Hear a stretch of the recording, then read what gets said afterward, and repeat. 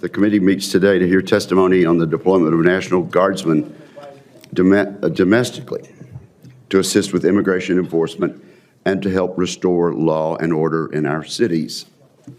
I welcome three witnesses today.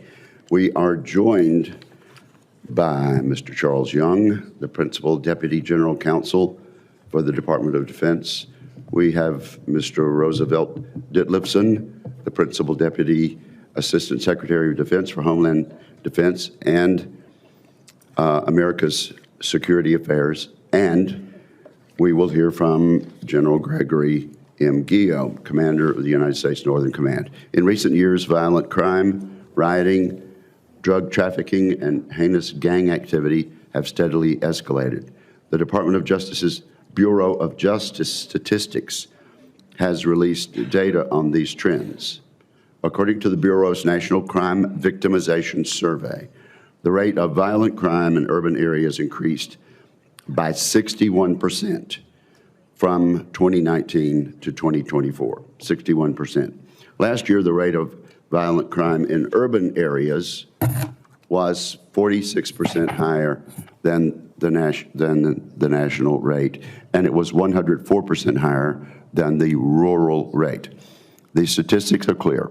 Public safety is at risk in our cities, and we are in need of well-supported and effective law enforcement. This situation was made all the worse during the Biden administration. We saw widespread efforts by Democrats to defund the police. These moves constricted law enforcement effectiveness across the nation. For one example, consider Seattle in 2020. Hundreds of violent protesters took over several downtown blocks. They declared it a police-free zone and demanded that the police budget be cut in half. And apparently it did become a police-free zone. In the absence of all police presence, violence, open drug usage, and shootings escalated. All the while, the city's elected officials did little to stop the chaos.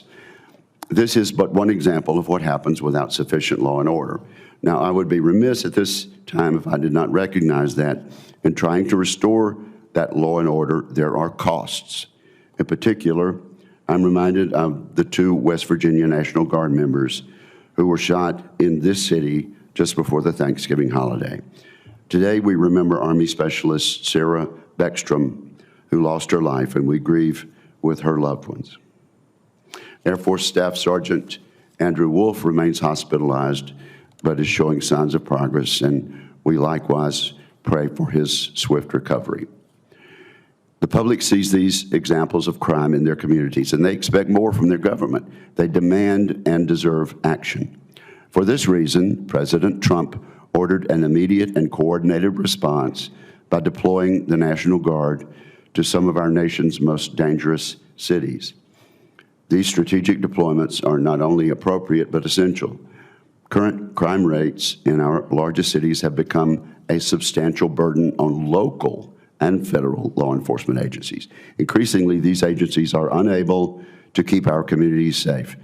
They are underfunded and stretched thin, unable to reinstitute law and order on their own. The Guard is uniquely suited to assist with the fight against crime. It can provide manpower, resources, and specialized expertise that local police departments may lack. Additionally, National Guard units are trained for rapid deployment. They're versatile, able to handle large-scale public safety operations and provide immediate relief to communities in need. In fact, the National Guard has a strong history of assisting in domestic law enforcement during times of national crisis. Their expertise in crowd control, search and rescue operations, and logistical support makes them well-suited for urban environments struggling with crime-related violence. Not surprisingly, Democratic governors and left-wing pundits have decried these deployments. They've raised concerns about violations of the Posse Comitatus Act, which prohibits the use of military for domestic policing, except in specific circumstances. Others have said these deployments waste money and reduce troop readiness. These concerns are both manufactured and misguided, in my judgment. Mobilizing the Guard is an excellent opportunity for units to enhance cohesion, complete mission essential tasks, and ensure training is complete. Moreover, Guardsmen operate with the highest degree of professionalism. They serve purely in support roles, never crossing the line into law enforcement functions. They are limited to protecting federal employees and federal buildings, providing logistics and communications to law enforcement operations, and most importantly, to providing a visible security presence, which supports law enforcement and deters crime. Furthermore, all National Guardsmen serving in our cities operate under the standing rules of the use of force. These rules prohibit the use of force except in instances of self-defense. All Guardsmen receive extensive training on these rules. I'm confident in their ability to operate within them. I'm proud of the Guardsmen serving in our nation's capital and in cities throughout America. I thank them for their service and sacrifice and for their commitment to restoring law and order. Every day, they help Americans feel safe in their communities. With that, I turn to my colleague, Senator Duckworth. And Senator Duckworth, I hope your voice is in better shape than mine this morning. Thank you, Mr. Chairman, and also thank you to Ranking Member Reed, again, Chairman Wicker, and Leader Thune for working with me to hold this meeting. I first want to acknowledge the horrific shooting in D.C., as the Chairman has already acknowledged, resulting in the tragic death of Specialist Sarah Beckstrom and injury of Staff Sergeant Andrew Wolf. These heroes served with honor and showed up to do the mission despite the risks, as our service members always do. It is a tragedy that never should have happened in the first place. That is exactly why I led my colleagues to push for this hearing. Military service involves risks, and our service members accept those risks knowingly, selflessly. So we better be damn sure that the mission is the right one. That is clear, that it is a clear and effective mission, that it serves our national security.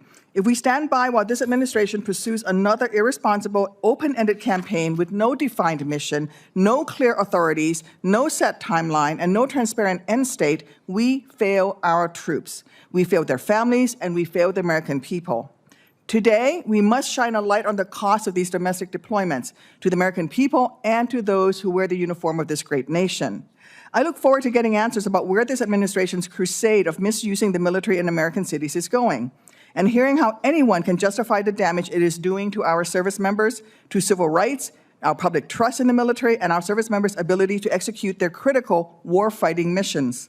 Look, one of the proudest moments in my life was when the first time I ever raised my hand to swear my oath to the Constitution as a member of the Illinois Army National Guard.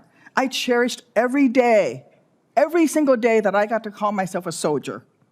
And it's because I love our military so deeply that I refuse to let anyone, including the president, abuse it for their own gain. Right now, thousands of troops are deployed across the country under false pretenses. Here in D.C., the National Guard has been performing missions that don't help with their military training, like spreading mulch and picking up trash, but that, as we have sadly seen, nonetheless carry risk for our service members. Let me be clear, safety in our community is paramount, but these deployments do not make our streets safer. They do not keep our families more secure. In fact, it is just the opposite. Instead, President Trump has taken our troops away from their core mission just to do his personal bidding, forcing them to patrol tourist areas in D.C. or invade a city where residents are peacefully protesting his inhumane policies. We know Trump's actions are not about so-called law and order. If he cared about law and order, he wouldn't have quite literally defunded our police by freezing and slashing federal dollars that help to hire, train, and equip law enforcement. If this administration cared about law and order, it would not be ignoring the growing number of judges, including those appointed by Trump himself, who've deemed these deployments illegal. In Illinois, a judge from the Northern District found that DHS's account of the situation on the ground, and I quote, was simply unreliable, end quote. The U.S. Court of Appeals for the Seventh Circuit, in a 3-judge panel that featured 2 Republican-appointed judges, including a Trump appointee, upheld this view that, and I quote, the facts do not justify the president's action, end quote. These judges went further, explaining that political opposition is not rebellion, and reaffirming that First Amendment activity in Illinois is not the sort of threat that would justify a military deployment. Similarly, another Trump-appointed federal judge, this time in Oregon, wrote that the administration had no credible evidence that the protests had gotten out of control and that the president's basis for deploying the Guard was untethered to the facts. Our troops deserve to know why they are being asked to do such legally unprecedented and deeply unpopular things on American soil. And make no mistake, this is deeply unpopular. Most Americans don't want this. Poll after poll has found that a majority of Americans oppose deploying troops for missions that should be handled by law enforcement. This all raises a core question for our hearing today. Why is this administration so focused on turning our military against Americans here at home? Our military's #1 priority must be readiness. We face real growing threats from China, Russia, Iran, and more bad actors on a global stage. The Department of Defense needs to be laser focused on preparing our troops to defend America's interests abroad, not performing tasks that are meant to be done by civilian law enforcement here at home.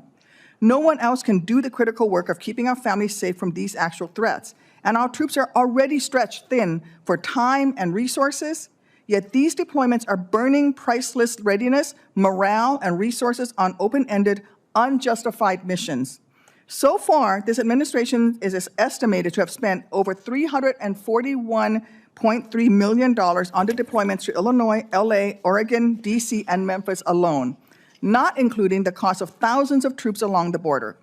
But these costs are tabulated in more than taxpayer dollars and cannot be overstated, nor can the risk that comes with politicizing our troops for one man's gain. So let me close with this. Enabling the president, any president, to send military troops into American cities under transparently flimsy pretexts to meet his whims will have a dangerous and profoundly damaging impact on our nation's military. Our heroes did not sign up for this. They signed up to defend Americans' rights to free speech, not to intimidate Americans from exercising that right. They were willing to die to defend this country, not to defend one man's partisan agenda.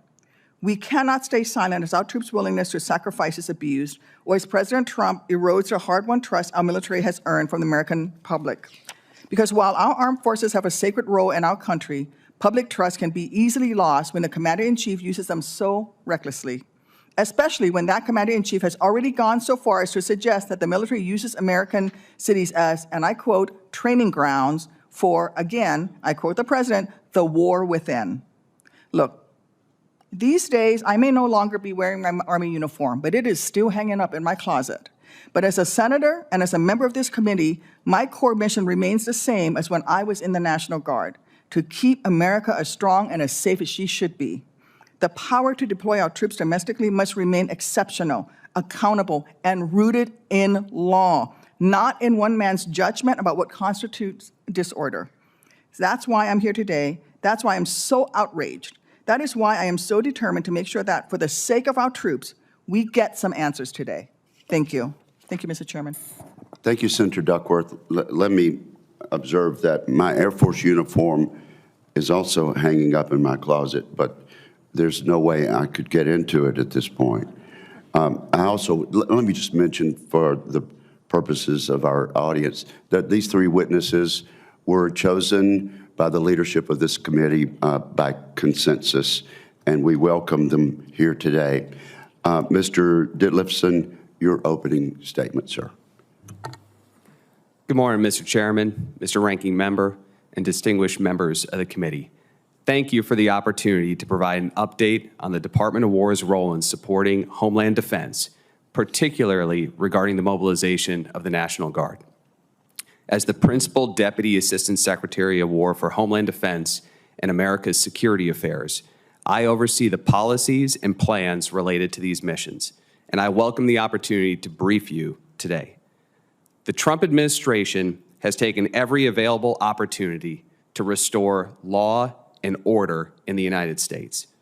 To that end, the department has reinvested in its relationship with our federal, state, and local partners to strengthen safety within our country. Americans must know that they can walk home at night, that they can take their children to the playground, that they can exist without fear of being attacked. President Trump promised law and order. And through his fearless leadership, he is delivering. Promises made, promises kept. The Department of War, and specifically the National Guard, plays a crucial role in responding to a variety of domestic challenges, from protecting federal facilities and personnel to supporting law enforcement and disaster relief efforts. The importance of the National Guard in this mission comes straight from the top. Secretary Hegseth, a decorated former member of the D.C. National Guard, is ardent and steadfast in the critical role the National Guard plays in supporting law enforcement and keeping the American people safe. Our efforts are guided by a comprehensive legal and policy framework undergirded, most importantly, by the Constitution of the United States. We prioritize strict adherence to legal parameters in all of our activities while faithfully executing the President and Secretary's direction. To do otherwise would jeopardize good order and discipline and would be dangerous and irresponsible. Recent executive orders and presidential memorandums have directed DoW to provide specific support in several key areas. Currently, the National Guard is deployed in several states under both Title 10 and Title 32 authorities, providing support for a diverse set of missions, including federal protection missions in California, Illinois, and Oregon, support to federal law enforcement in Tennessee, and restoring law and order in our nation's capital. We are committed to ensuring that all National Guard personnel are properly trained and equipped for these missions. Every single service member undergoes specialized training before being entrusted with the duty to protect American citizens. We emphasize de-escalation techniques, respect for civil liberties, and adherence to the rules for the use of force. We also work closely with state governments and other federal agencies to ensure a coordinated and effective response to domestic challenges. The Department of War understands the concerns surrounding the use of National Guard in domestic operations. We are committed to transparency and accountability in all of our activities. We strive to balance readiness for both domestic and overseas missions, adapting our training and resourcing to meet evolving needs. My office is committed to ensuring that these resources are used effectively and responsibly, as we have throughout President Trump's time in office. Thank you for this opportunity. I look forward to answering the committee's questions. Thank you, Mr. Ditlevson. Mr. Young, you're recognized for your opening statement.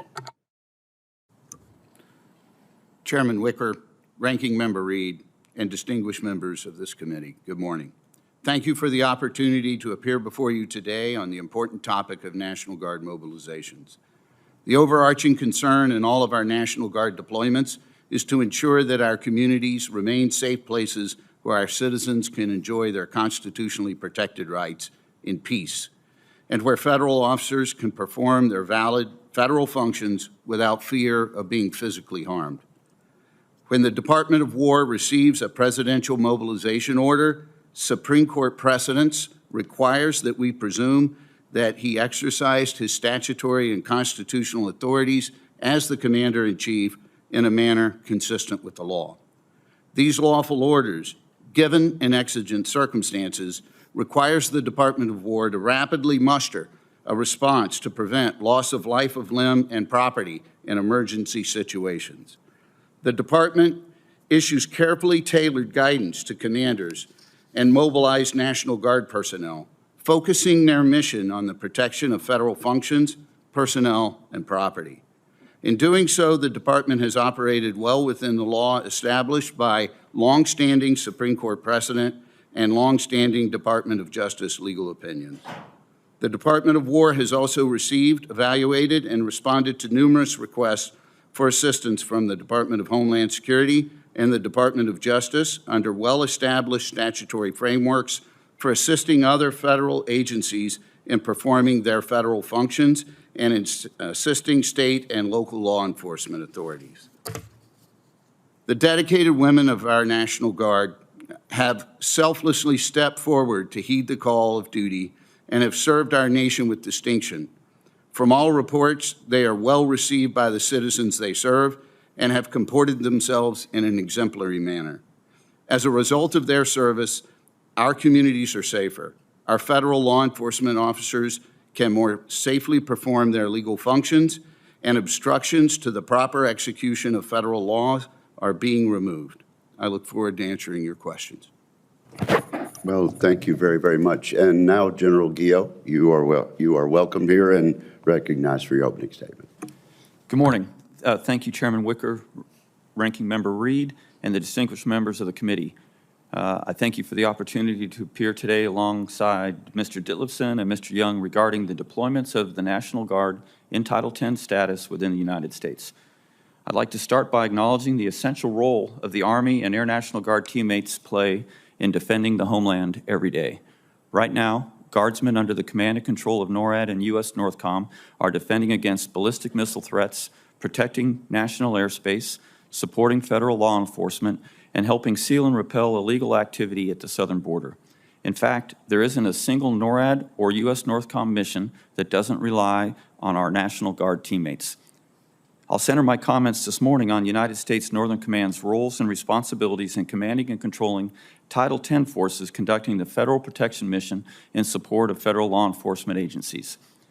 At the direction of the President and the Secretary of War, Army National Guard personnel operating in Title X status are tasked with protecting federal functions, which includes property, entities, and federal personnel performing federal functions, including enforcement of federal law in California, Oregon, and Illinois. There are also currently 200 National Guard personnel in Title X status at Fort Bliss, Texas, who are available for this mission if necessary.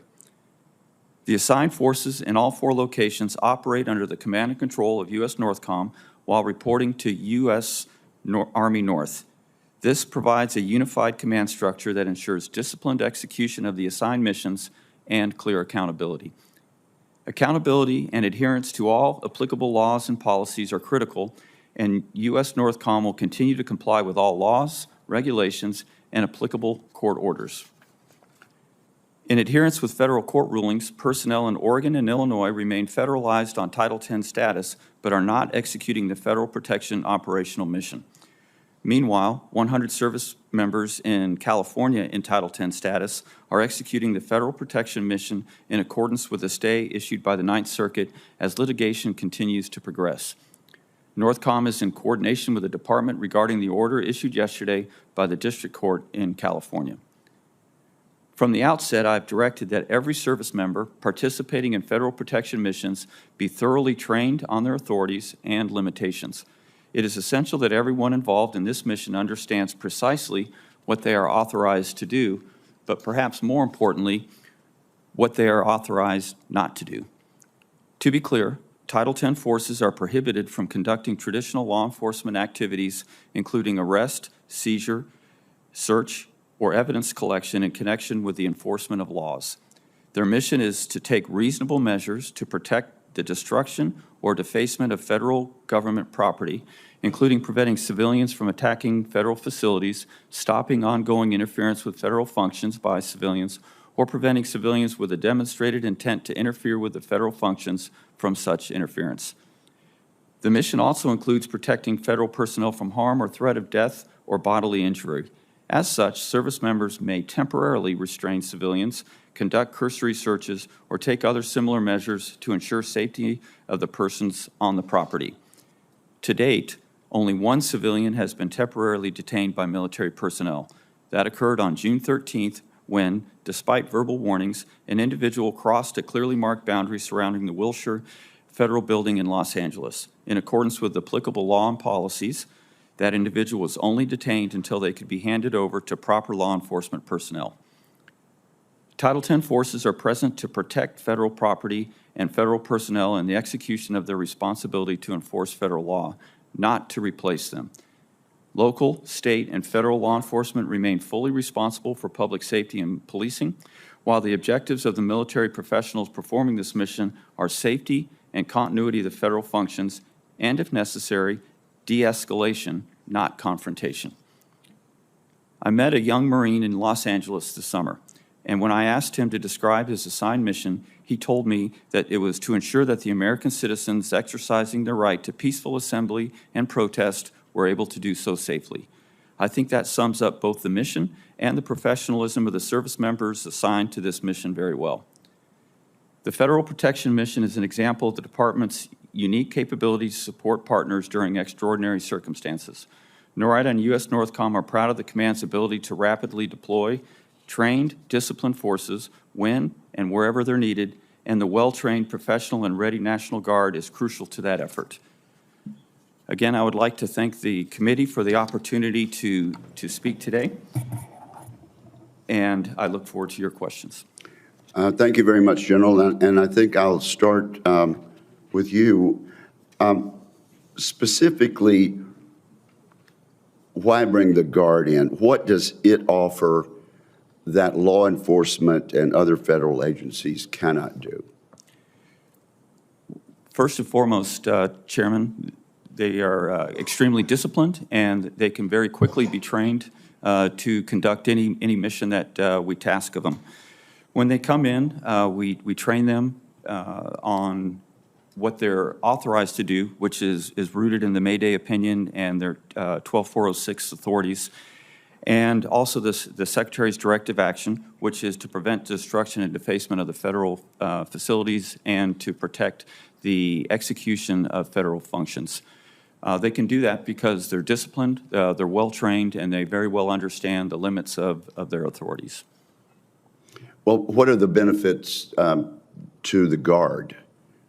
My first question was the benefits to the community and what they could bring, but what about the individuals that are being deployed, or do they benefit from this also? Yes, sir, they do. We work very closely with the tags from each state to ensure that the training they receive not only benefits them in their federal function that they're performing for us, but also in their state role. So in the conduct of the mission, they get not only training on the standing for the rules of use of force, and also the civil disturbance operations that they could potentially execute, but they get small unit training, they get all of their medical training complete, they get all of their weapons qualifications, and many other small unit tactics that benefit them in both statuses.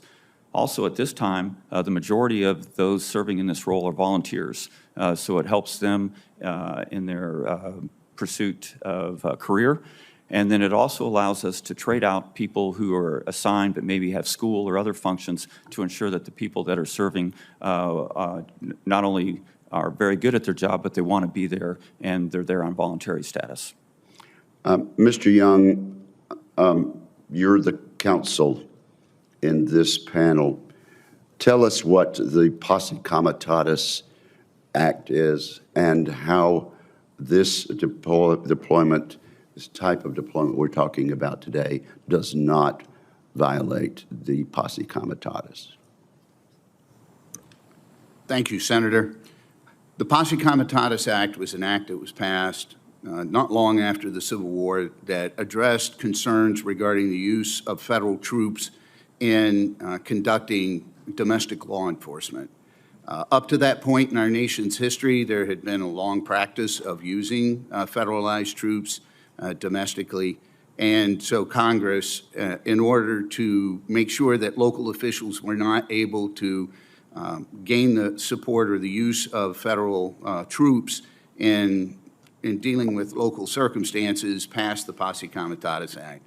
It essentially precludes the department and military personnel from being used in a manner that would pervade the local law enforcement and that would subject civilians to direct military authority. And over the course of time, the Department of Justice has analyzed that rule in relation to National Guard deployments. For the vast majority of National Guard deployments, they are considered to be non-federalized. Most of the time that the National Guard is used, they are used under the control, direction, and authority of their governors, and they are in either what is called a state active duty status, or they are in a federally funded but state-controlled status, which is otherwise called Title 32. In both of those circumstances, they are considered to be non-federalized. They're also considered to not be part of the Army. And while that is an important legal distinction, because therefore the Posse Comitatus Act prohibits any part of the Army from being used domestically, and therefore non-federalized National Guard have long been used to be able to conduct domestic law enforcement operations. And there's a very long-standing and consistent practice of using non-federalized National Guard, such as what's here in the district today and what's in Memphis as well today, are in Title 32. The other aspect is the authority of the President as the Article II authority to ensure that the laws are faithfully executed and to protect the sovereign, to be able to use federal forces, whether it be active component troops or whether it be National Guard personnel, to protect federal functions and property. So just to nail this down, there are federal case law precedents that cause you to believe that what is being done currently is in accordance with federal law. That's right, Senator, as well as long-established Department of Justice legal opinions that say that when federal functions and property are at jeopardy, the Posse Comitatus Act does not limit the President's ability to be able to protect those functions. All right. Thank you so much. Senator Reed. Thank you very much, Mr. Chairman. Thank you, gentlemen. The National Guard has been deployed on numerous occasions, but these circumstances seem somewhat unique. And in addition to that, the Secretary of Defense has just ordered the National Guard to create a response force and a nationwide deployable quick reaction force. These forces, let me ask Mr. Dittleson, what is the purpose of these forces, Mr. Dittleson? Thank you for the question, Mr. Ranking Member. These two situations, the National Guard Response Force and the National Guard Quick Response Force, are already pre-existing functions that are being reorganized and re-equipped to a higher level and modernized to be able to serve their functions better. So these are already existing capabilities within the National Guard, and we're just changing the manner in which they are task organized to be more effective. So there's no change in mission? There's no change in mission, that's correct. So they have to respect the Posse Comitatus Act and not become enforcers of domestic law? If they are employed in Title 10 status, that is correct, sir. And Title 32 status would require the concurrence of the governor or not? That is correct. Okay. There is when this program was rolled out, Mr. Young, there was a suggestion that one of its main purposes is deterrence, which touches upon a basic right of Americans to come together peacefully and demonstrate in cities and towns across the country. But this deterrence effect, one could argue, could inhibit or is designed effectively to inhibit those assemblies. Would that be constitutional? Mr. Ranking Member, thank you for the question. I think the presence of National Guard personnel at federal locations is designed to protect those federal property and functions from violence, from the threat of burning a building, of officers being harmed in the execution of their functions, or the impedance of those federal functions. Those functions do not impede in any way or deter people from exercising a valid constitutional right to protest. Obviously, people have protested throughout the history and course of our country in many ways. When they go beyond what is a legal protest and cross the line into violence against federal officials in the execution of that protest, the design for the deployment of these National Guard personnel is to simply protect the federal functions and the personnel that are being harmed. So you would concur with Judge Breyer in the California federal courts, who declared the actions of National Guard and other military as unconstitutional. I believe one of the areas that they were protecting was MacArthur Park, which is not a federal facility, or at least they were making sweeps through MacArthur Park. But you concur with Judge Breyer's conclusion that the President acted unconstitutionally? No, Senator, I would say that I concur with the Ninth Circuit's decision that the President acted lawfully And I disagree with the district court's decision. I respect the district court's decision. And it's my understanding that the actions in MacArthur Park were designed to protect the federal officers that were otherwise there, that were not uniformed military personnel, that were performing a valid legal federal function. Thank you. General Guyot, first of all, thank you for your service and your very difficult job of maintaining a balance between your military responsibilities and many of the orders you're given. If you were, if the president declared an organization a terrorist organization or a DTO, which is on a secret list, and you were ordered to attack them on U.S. soil, would you carry out that order? Senator Reed, as with any order I get, I would assess the order, consult the legal authorities to ensure that it was a lawful order, and I would, if I had questions, I would elevate that to the chairman and the secretary, as they welcome at all times. And if I had no concerns and I was confident in the lawful order, I would definitely execute that order. You were at Quantico when the president addressed the officers. I was, sir. So he said there's an enemy within. And he also said that to these officers, you included, you're going to be a major part for some of the people in this room. That's a war too. It's a war from within. The president essentially indicated that you should be prepared to conduct military operations in the United States against this enemy within. Are you doing that? Sir, I've not been tasked to do anything that reflects what you just said. Do you have any indication of who this enemy within is? Sir, I do not have any indications of an enemy within.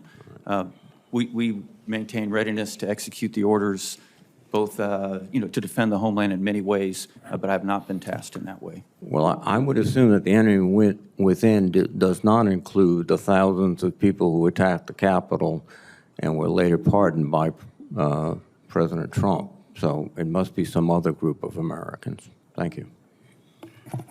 Senator Cotton. General Gio, you've been on the job since last year. Have you received any illegal orders this year? Senator, I've never received any illegal orders throughout my career. Never once in your entire career? I have never. You've been around for a while, haven't you? Yes, sir, I have. Okay. Mr. Young, I'll just continue down that order. I mean, you have lawyers to make sure that people act lawfully.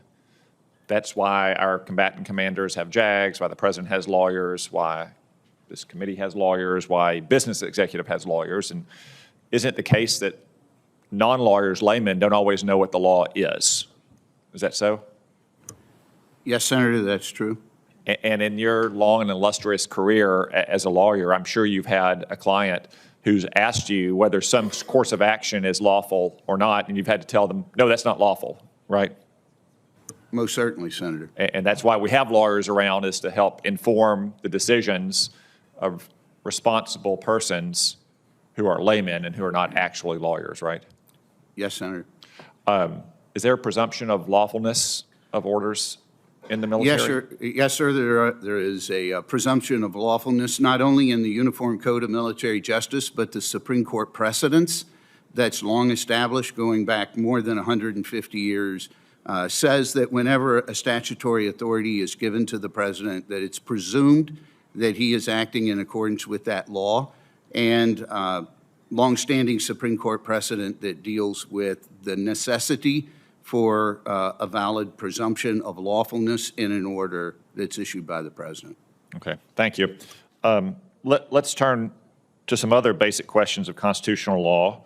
I know that you're familiar with them from your time in the department. Does the president, not just this president, but does any president have the constitutional authority to federalize the National Guard to protect innocent life and property?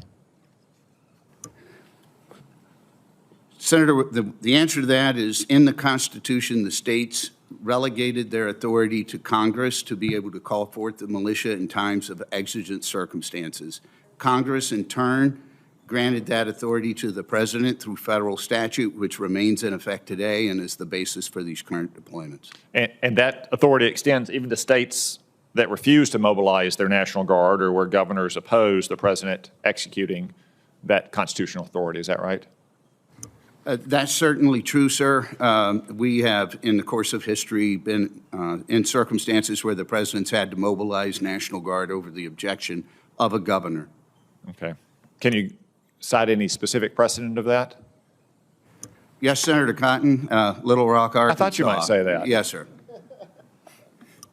Yeah, it's a very regrettable moment in our state's history when our Democratic governor mobilized the National Guard specifically to obstruct an order to desegregate Little Rock Central High School in 1957, which then forced President Eisenhower to immediately federalize the Guard to ensure those students could actually go to school in accordance with that order. I think I'll just leave it there and say thank you all for your testimony and for your service.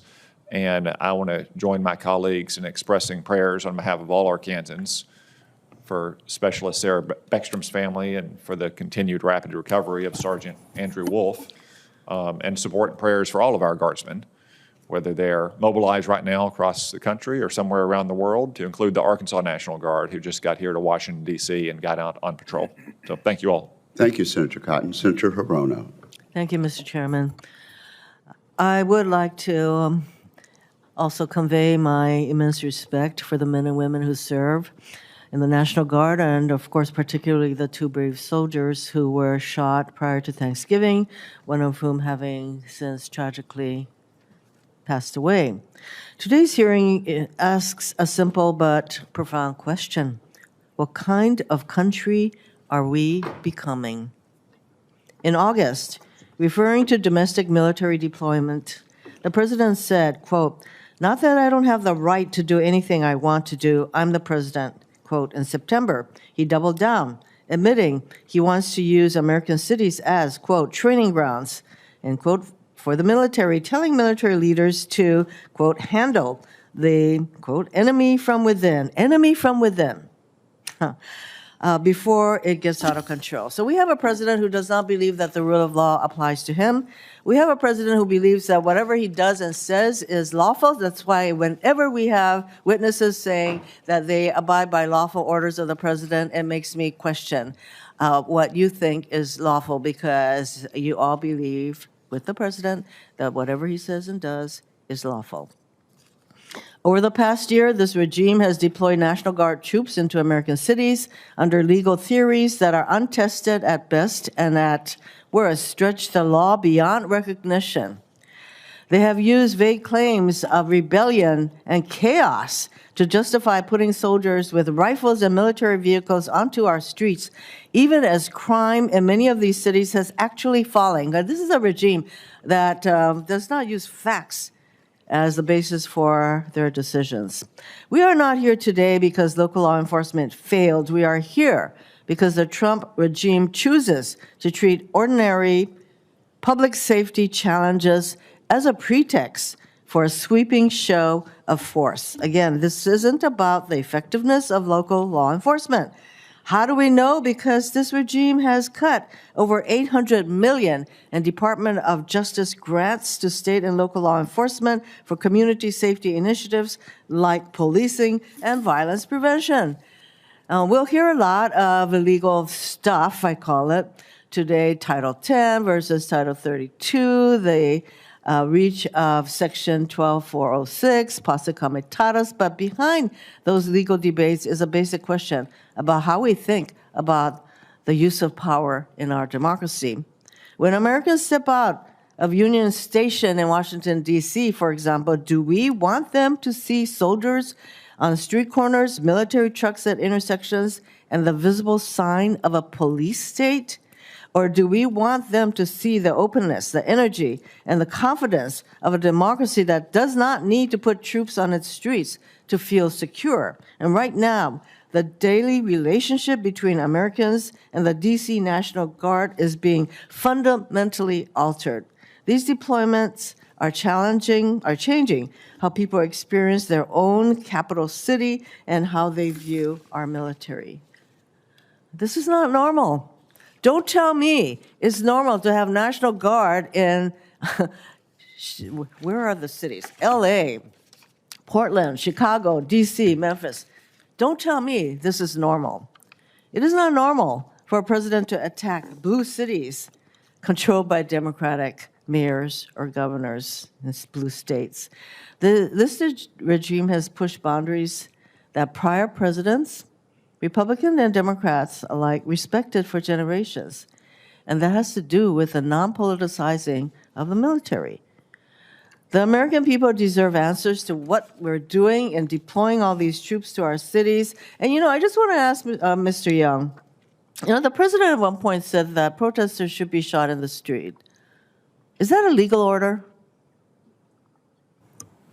Senator, he put no conditions I'm not on that. aware of the president giving any order to that nature or effect. He said it to Secretary Esper.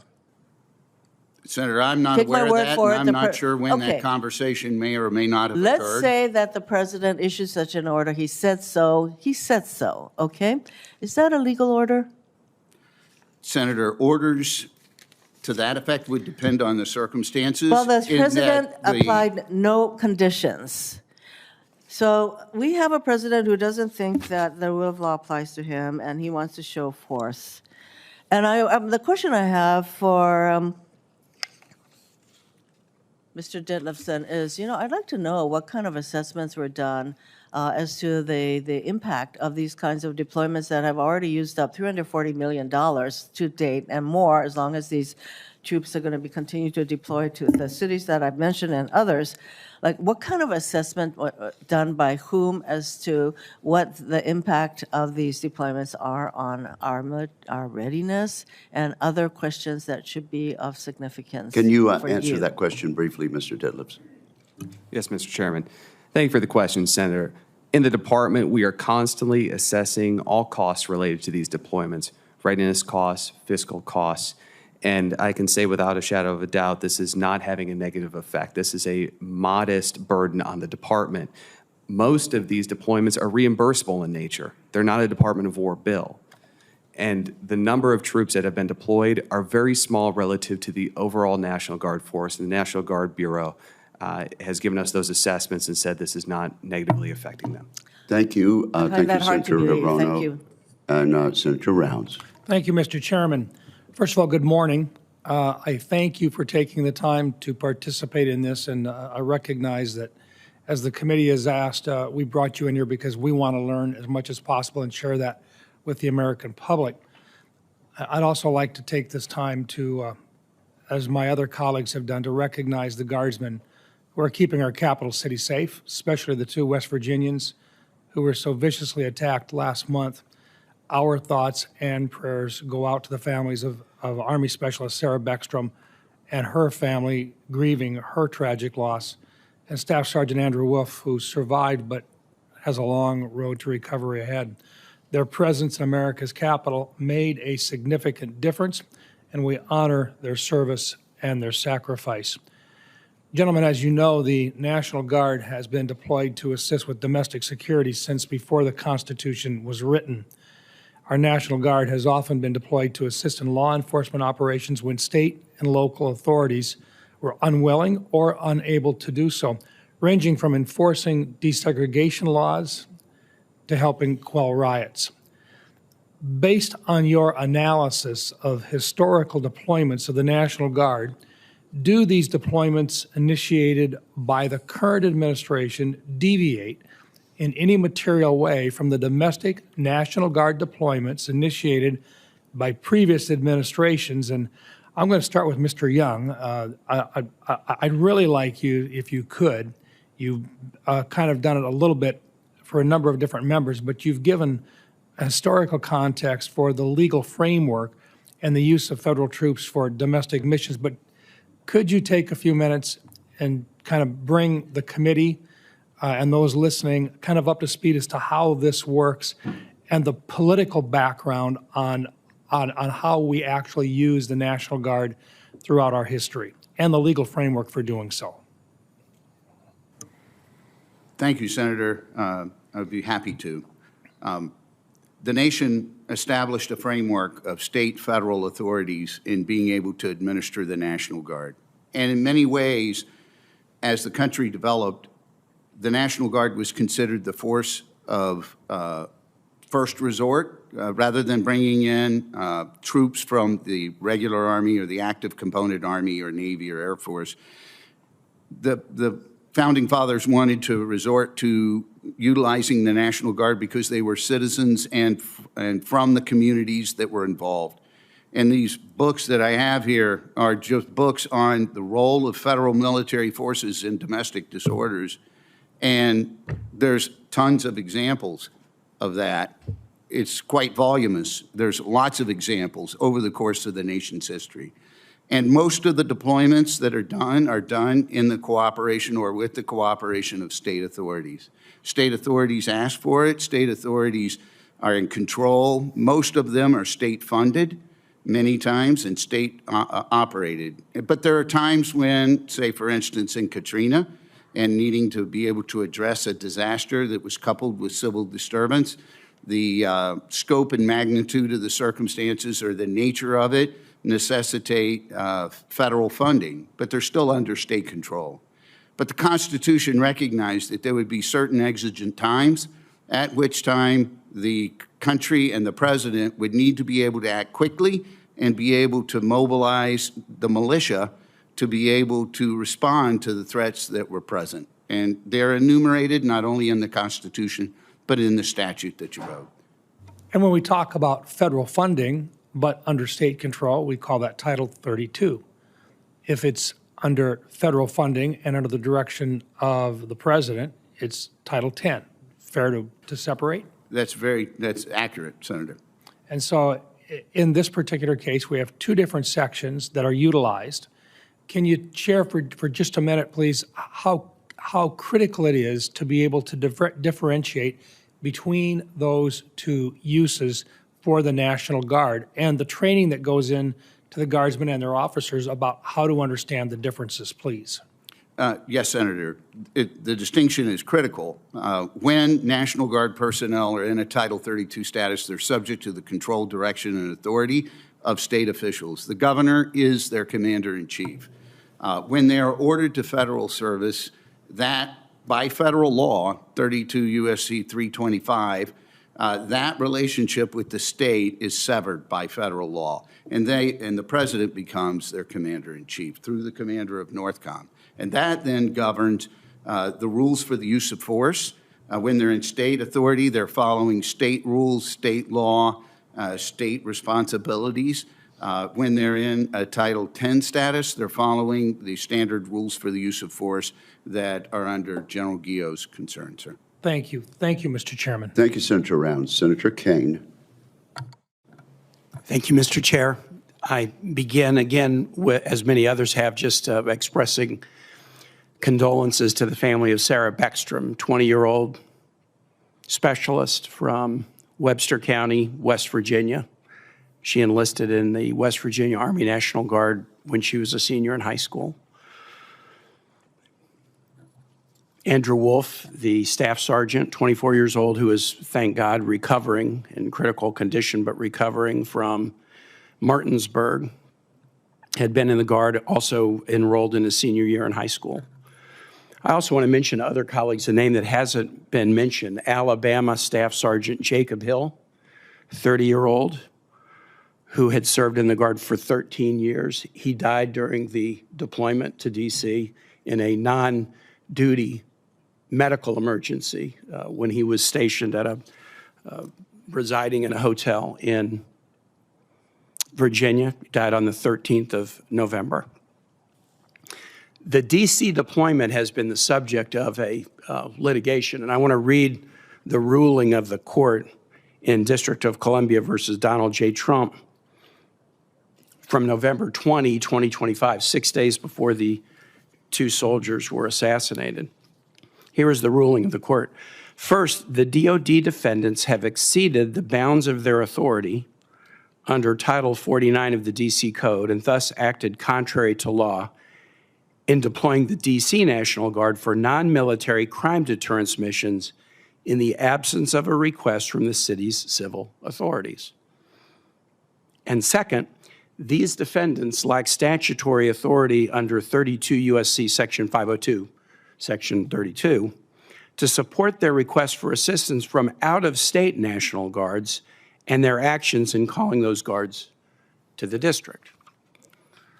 The court ruled that the D.C. Guard couldn't be used for garden variety law enforcement activities without a request by the mayor, and the out-of-state guards could not be summoned here. That violated the defendant's legal responsibilities and exceeded it.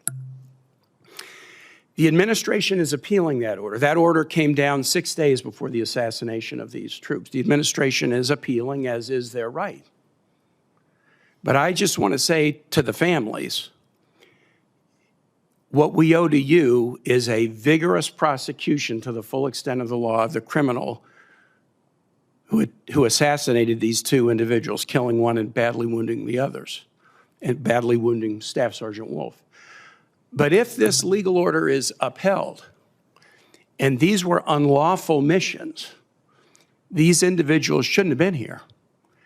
They should have been celebrating Thanksgiving with their families at home rather than patrolling near Farragut Square in Washington. And if those legal orders are withheld, there's something additionally we owe these families in addition to the prosecution of the assassin. The civil officials responsible for an unlawful deployment will owe these families a deep, deep apology for the losses that they have suffered.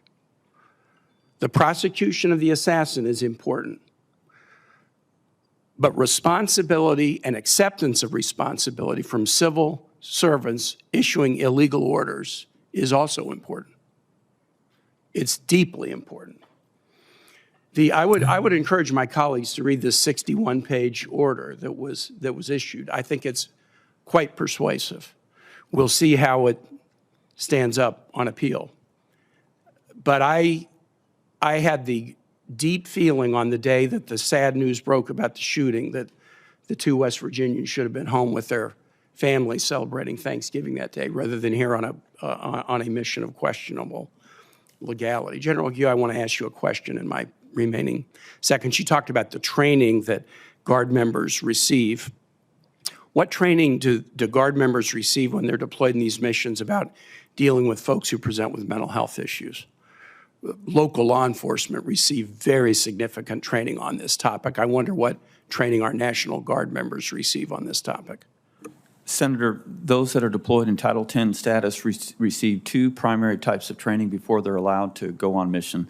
The first is on the standing rules for the use of force to ensure that at first they learn how to de-escalate and then use any force as a last resort, but first non-deadly force before deadly force only when all lesser means have been attempted and failed and they're protecting themselves or the fellows. I'm now over time, but is in either the two kinds of training that you were describing, Yes, sir.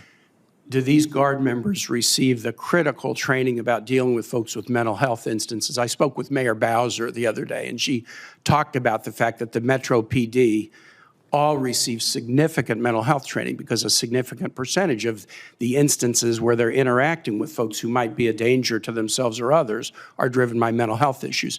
It was her impression, and mine as a former mayor and governor, that that's not the kind of training that our National Guard members receive. What is the answer to that, General? Senator and Chairman, the answer is they do not receive specific training in that regard. Thank you. Senator Scott. All right. Thank you, Chairman. Thank each of you for being here and your decades of service to our country and our war fighters. I want to start today by recognizing Specialist Sarah Beckstrom, Staff Sergeant Andrew Wolf, two heroes who were tragically attacked by a monster keeping our nation's capital safe. I also want to ask every American to keep Specialist Beckstrom family in their prayers as they deal with the pain of losing a child. As a parent and a grandparent, I can't imagine what that's like. And of course, all of our prayers go for a full recovery for Staff Sergeant Wolf. These are two heroes, like all of our National Guardsmen, volunteered to keep our country safe and stepped up to clean up Democrat-run cities all around the country that were running rampant with soaring crime and lawlessness. We've seen record low crime in real results as people are finally comfortable living in their own homes again in places like Chicago, Memphis, and our nation's capital. Families in my state are finally comfortable coming to Washington, D.C. again because they feel safe. For each of you, can you just give me an example of how some of the work the Guard's done and what you're most proud of? Starting with you, General. Senator, I'm proud of all of the Guard forces that have come under Title X command and control. Their discipline, their adherence to all policies, and their cooperation with local law enforcement and state law enforcement in each of the regions where they are employed, to me is very impressive. It's much appreciated from our standpoint, and I think it shows that they continue to be citizen soldiers even in Title X status. Mr. Young. Senator, as the former General Counsel for the National Guard Bureau with 20 years of service there, as well as service in the West Virginia Guard, first I would share your sympathies for the family of Special Spectrum and Staff Sergeant Wolf. I would say that I've seen the National Guard in my time, in my 20 years, having advised on National Guard issues, do exceptional things, everything from domestic emergency response and making sure our communities are safe, to helping us execute our Operation Midnight Hammer in a way that really could not have been done without a total team effort. And so the National Guard is always ready, it is always there, and every member of the National Guard that I've served with are exceptional professionals who are able and willing and ready to accomplish the mission whenever it presents. Mr. Dilson. Senator, it's an excellent question, and I'm most impressed with situations where governors have stepped up and taken the federal government's offer of doing Title 32 activations because of how they can help local law enforcement. The data speaks for itself. Serious crime rates in Memphis, for example, are down over 45% year to date, and I believe that's a direct reflection of the National Guardsmen at work there. There are similar numbers in D.C., and we're incredibly grateful to the over 10 states that have sent National Guardsmen to the city, including the D.C. National Guard, who are doing that great work. The results are impressive and speak for themselves. Thank each of you. President Trump is clearly doing the right thing. He's focused on keeping our country safe, keeping our cities safe, and I'm very thankful that he's been willing to do this to make it safe for people to travel this country. Thank you. Thank you. Thank you very much, Senator King. A large standing army in time of peace has ever been considered dangerous to the liberties of a country. George Washington. The founders of this country understood the dangers of a military presence within our borders. James Madison, a standing military force with an overgrown executive. That sounds familiar, doesn't it? An overgrown executive will not long be safe companions to liberty. Again, Madison at the Constitutional Convention, the means of defense against foreign danger have always been the instruments of tyranny at home. Do you have a mock-up? Patrick Henry, a standing army we shall have also to execute the execrable commands of tyranny. Finally, Samuel Adams, a standing army, if it shall be established, will undoubtedly be permanent, and the people will become slaves. I want to sort of broaden this discussion from the specific to the more general. What concerns me about the cases we're talking about today is the normalization of deploying the military domestically. We've got laws about it, and you guys can thread the needle and talk about how this or that deployment is okay or not okay, but the idea of deploying federal troops into American cities, particularly against the wishes of the governor. Mr. Devilson, you said something that was borderline humorous. You said, we'll work closely with state and local governments. That didn't happen in Illinois or in California. So we're talking about a broader issue here that I think is extremely dangerous. And the reason it's particularly dangerous in the present moment is we have a president who has a very low bar as to what constitutes an emergency. I live in Maine. on the border of Canada. There is no emergency with Canada. And yet this president declared an emergency in order to impose tariffs on Canada, which is wrecking their economy. So the idea that we are saying that the president has the power to, in his own mind, decide what an emergency is and then deploy troops into our cities, I think is exceedingly dangerous. And the people who founded this country thought so too. So I think we can talk about the legality of a particular deployment here or there, but the principle is what's so dangerous, and the founders of this country understood that, and in many, many ways. For example, in the Constitution, the Army, we're only allowed to fund the Army for 2 years. That was for a purpose, in order to limit the whole idea of a standing army. We now have a standing army. We have an all-volunteer army. And then we have this quick reaction force, which has essentially become a special army on behalf of the president. And I'm not necessarily, I do criticize this president for his low standard of what constitutes an emergency, but this is a dangerous precedent for any president. And that's what concerns me about this, gentlemen. And Mr. Young, you're familiar with the concepts and the principles of the Constitution. Speak to the more general question that I'm raising, not the specifics of Washington or Los Angeles, but the idea of the normalization of use of troops in our streets, I think is extremely dangerous, and the founders of our country would I think, agree. Thank you, Senator. I would just say that immediately after the passage of the Constitution, Congress passed a law that would delegate their authority to determine when the militia could be called forth, and they delegated that authority to the president. George Washington himself, whom you quoted, immediately put that to use. And George Washington mustered 13,000 militiamen and marched them to Pennsylvania to suppress what was... Shays Rebellion. Sir, it was the Whiskey Rebellion. Whiskey Rebellion. Right? The Shays Rebellion was in Massachusetts. Whiskey Rebellion is in Pennsylvania, where they tarred and feather tax collectors. And the president sent them there to protect federal functions and the officers who were performing their duty. Very similar to what was there. And that original statute, sir, it had a provision in it that a federal judge would need to make the determination that the laws were not being able to be enforced. And after George Washington moved the troops to Pennsylvania, Congress came back and amended that and took that out and put it within the discretion of the president.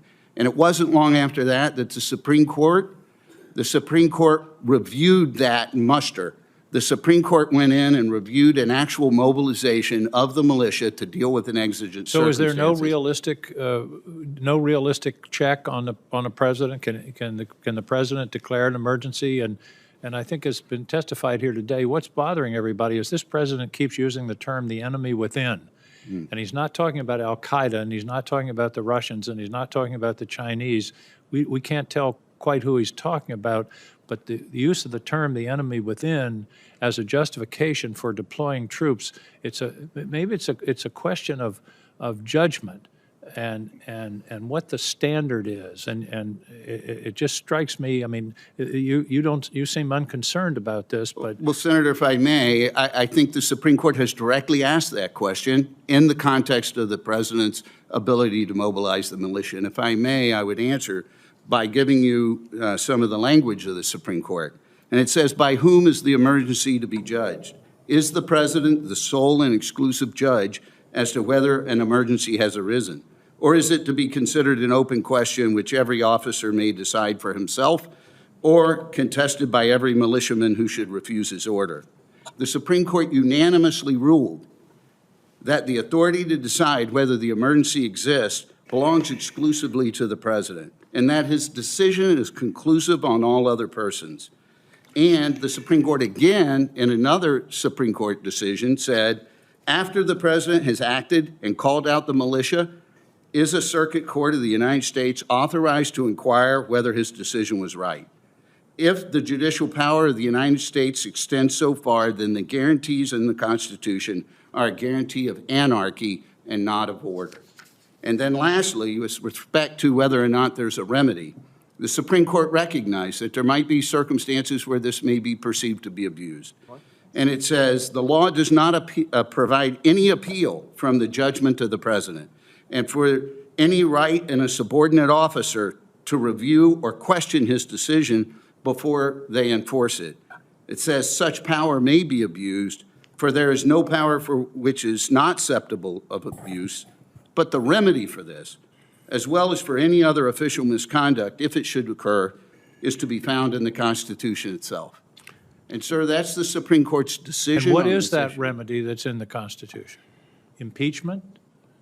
Elections? What? Elections. And I think one of the frequency of elections is one of the things in the Supreme Court decision of Mott, Martin v. Mott of 1847, is the one of the factors that the Supreme Court discussed as to a remedy when the people in this body may disagree with the president's determination that an exigency exists, sir.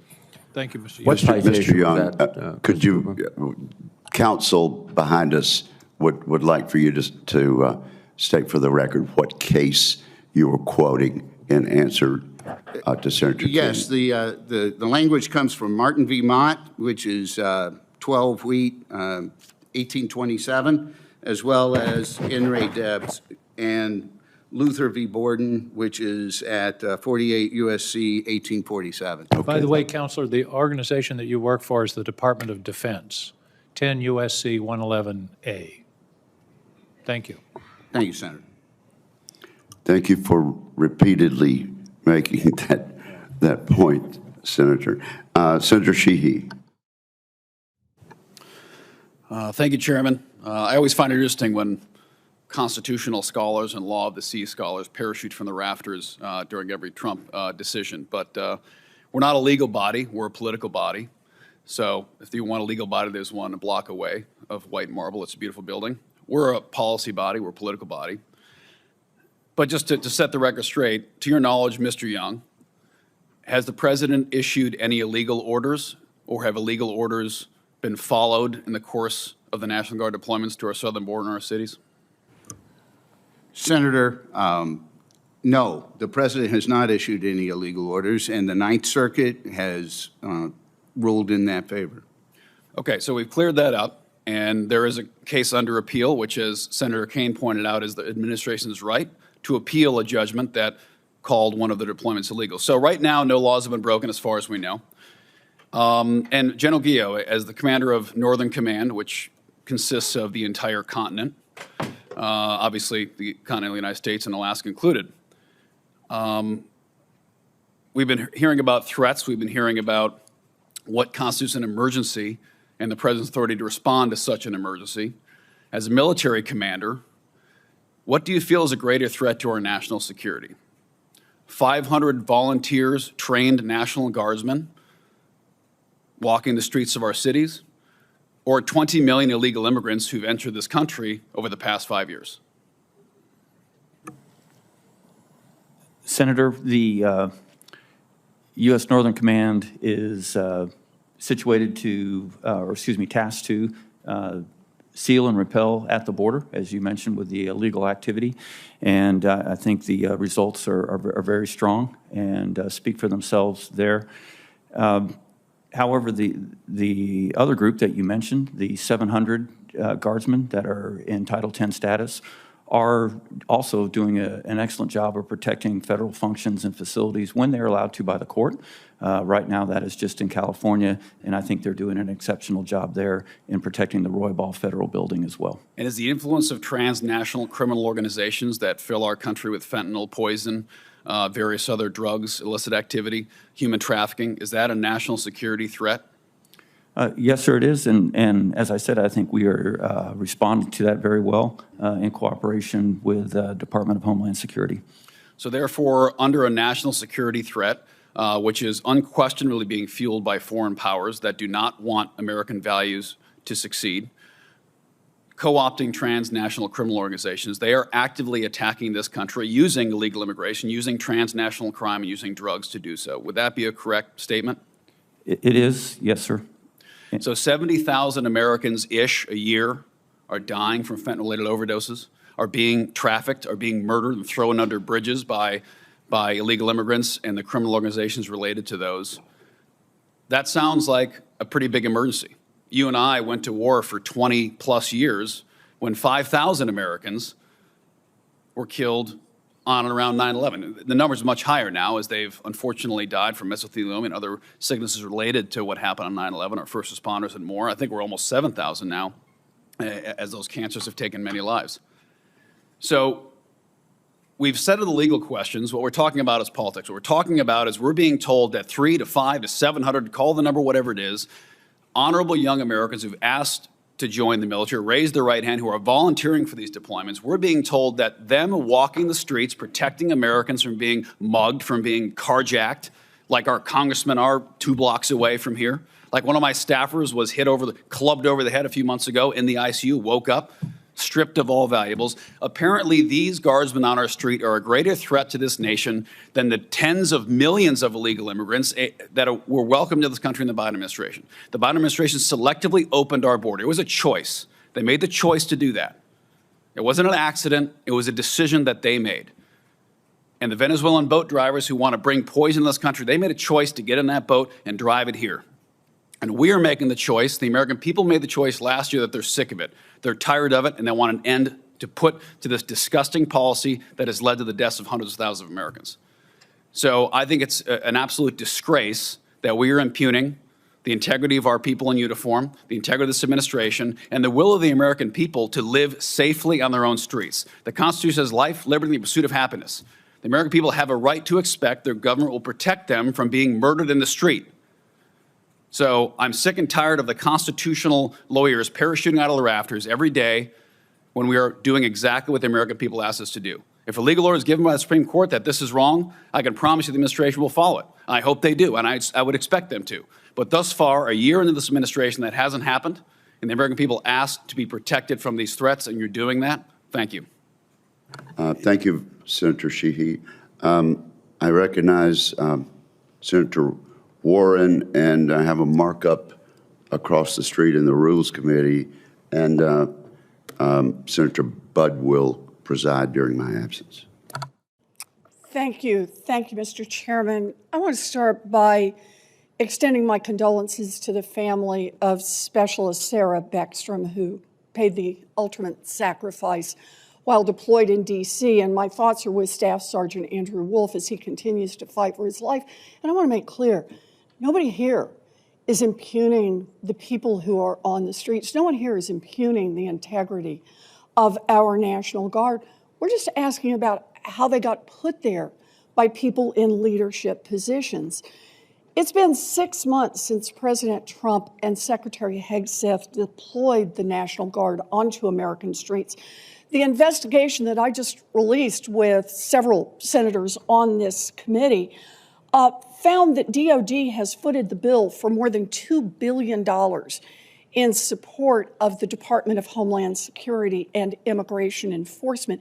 That's money that was meant for military training facilities, crumbling military barracks, schools for military families, and instead, it was spent on deploying our National Guard to pick up trash in Washington, D.C., and deal with civilian protesters in other cities. So I think we are right to ask the question about how this happened. Mr. Young, you are one of the senior attorneys at DoD. You were the acting DoD General Counsel when the decision was first made to deploy the National Guard to Los Angeles. Now, if an attorney raises concerns about the legality of military operations, do you think the appropriate response is to tell them to shut up and get out of the way? I'm sorry, Senator, could you repeat that question? Yeah, if a JAG attorney raises concerns about the legality of a military operation, do you think the appropriate response is to tell them to shut up and get out of the way? Senator, the law provides that military judge advocates are able to provide independent advice to military commanders, to the Chief of Staff of the Army and the Secretary of the Army. And I'm asking you about the appropriate response. Do you think the appropriate response is to tell them to shut up and get out of the way? Senator, I'm not aware of a response of that nature. I'm asking you if you think that would be an appropriate response. It ought to be an easy yes or no question. But by whom, Senator? By you. Senator, not that Mr. I'm aware Young, of. there are disturbing reports that when the top uniformed attorney in the Army raised concerns about the legality of using National Guard soldiers and other DoD resources for immigration enforcement, you told him to stop meddling in state affairs, and then shortly after that, Secretary Hegseth fired the JAG officer with no explanation. Mr. Young, the report does not have a direct quote, but is it true that you said something along those lines? Senator, the context of that is that the officer was wanting to comment on whether the state, in a state capacity, could provide personnel who were in a state status, not in a federal military status, not part of the Army, to help assist. And so we have many missions, Senator, that are occurring on the border right now. We have 3,000 approximately National Guard personnel. So your answer is to confirm that report, and that is what you said. Is that right? That is not what I said. So you're saying you didn't say that? I did not say that. Well, I'm glad you said you didn't say it, because this is not the only report of JAG being sidelined by this administration. And I'm glad you think it might be inappropriate for JAG to be sidelined. More recently, the senior JAG at Southcom was reportedly overruled when he objected that the boat strikes near Venezuela are extrajudicial killings. Look, these deployments are not just legally questionable. They come at an extreme cost, and they come at the cost of mounting billions of dollars and at reports that it hurts troops' morale. In fact, the first Trump administration discontinued military support to DHS at the border and detention facilities, citing both the cost and the fact that our troops were demoralized by being put in that position. So I think it's exactly right that we are raising these questions, and whether or not JAG is receiving the appropriate opportunity to weigh in on illegal orders. If you say you didn't say it, then I trust what that means is you don't intend to say it, and you do not intend to sideline JAG when they raise questions about legality. Do I have that right, Mr. Young? Senator, it's been my experience, having been a judge advocate in both the Air Force and in the Army with almost 30 years of judge advocate experience, the judge advocates are able to quickly and clearly communicate their concerns to leadership, and that leadership is very attentive to their concerns when they're raised, and they have the ability to provide that advice independently. Look, I don't have concerns about the judge advocates. I have concerns about the leadership and whether or not they are being sidelined. And I take it what you're saying is they should not be sidelined. It is important for our troops that they not be. Thank you, Mr. Chairman. Senator Sullivan, you are recognized. Thank you, Mr. Chairman, and I want to thank our witnesses here. I also want to, like everybody else, keep the families and victims of this outrageous shooting of our National Guardsmen from West Virginia here in D.C. Just an outrage. I try to go running on the mall every morning, exercising. Whenever I see our National Guardsmen out there, I feel good about them. I always stop them. I thank them. I hope that's what everybody does. By the way, that incident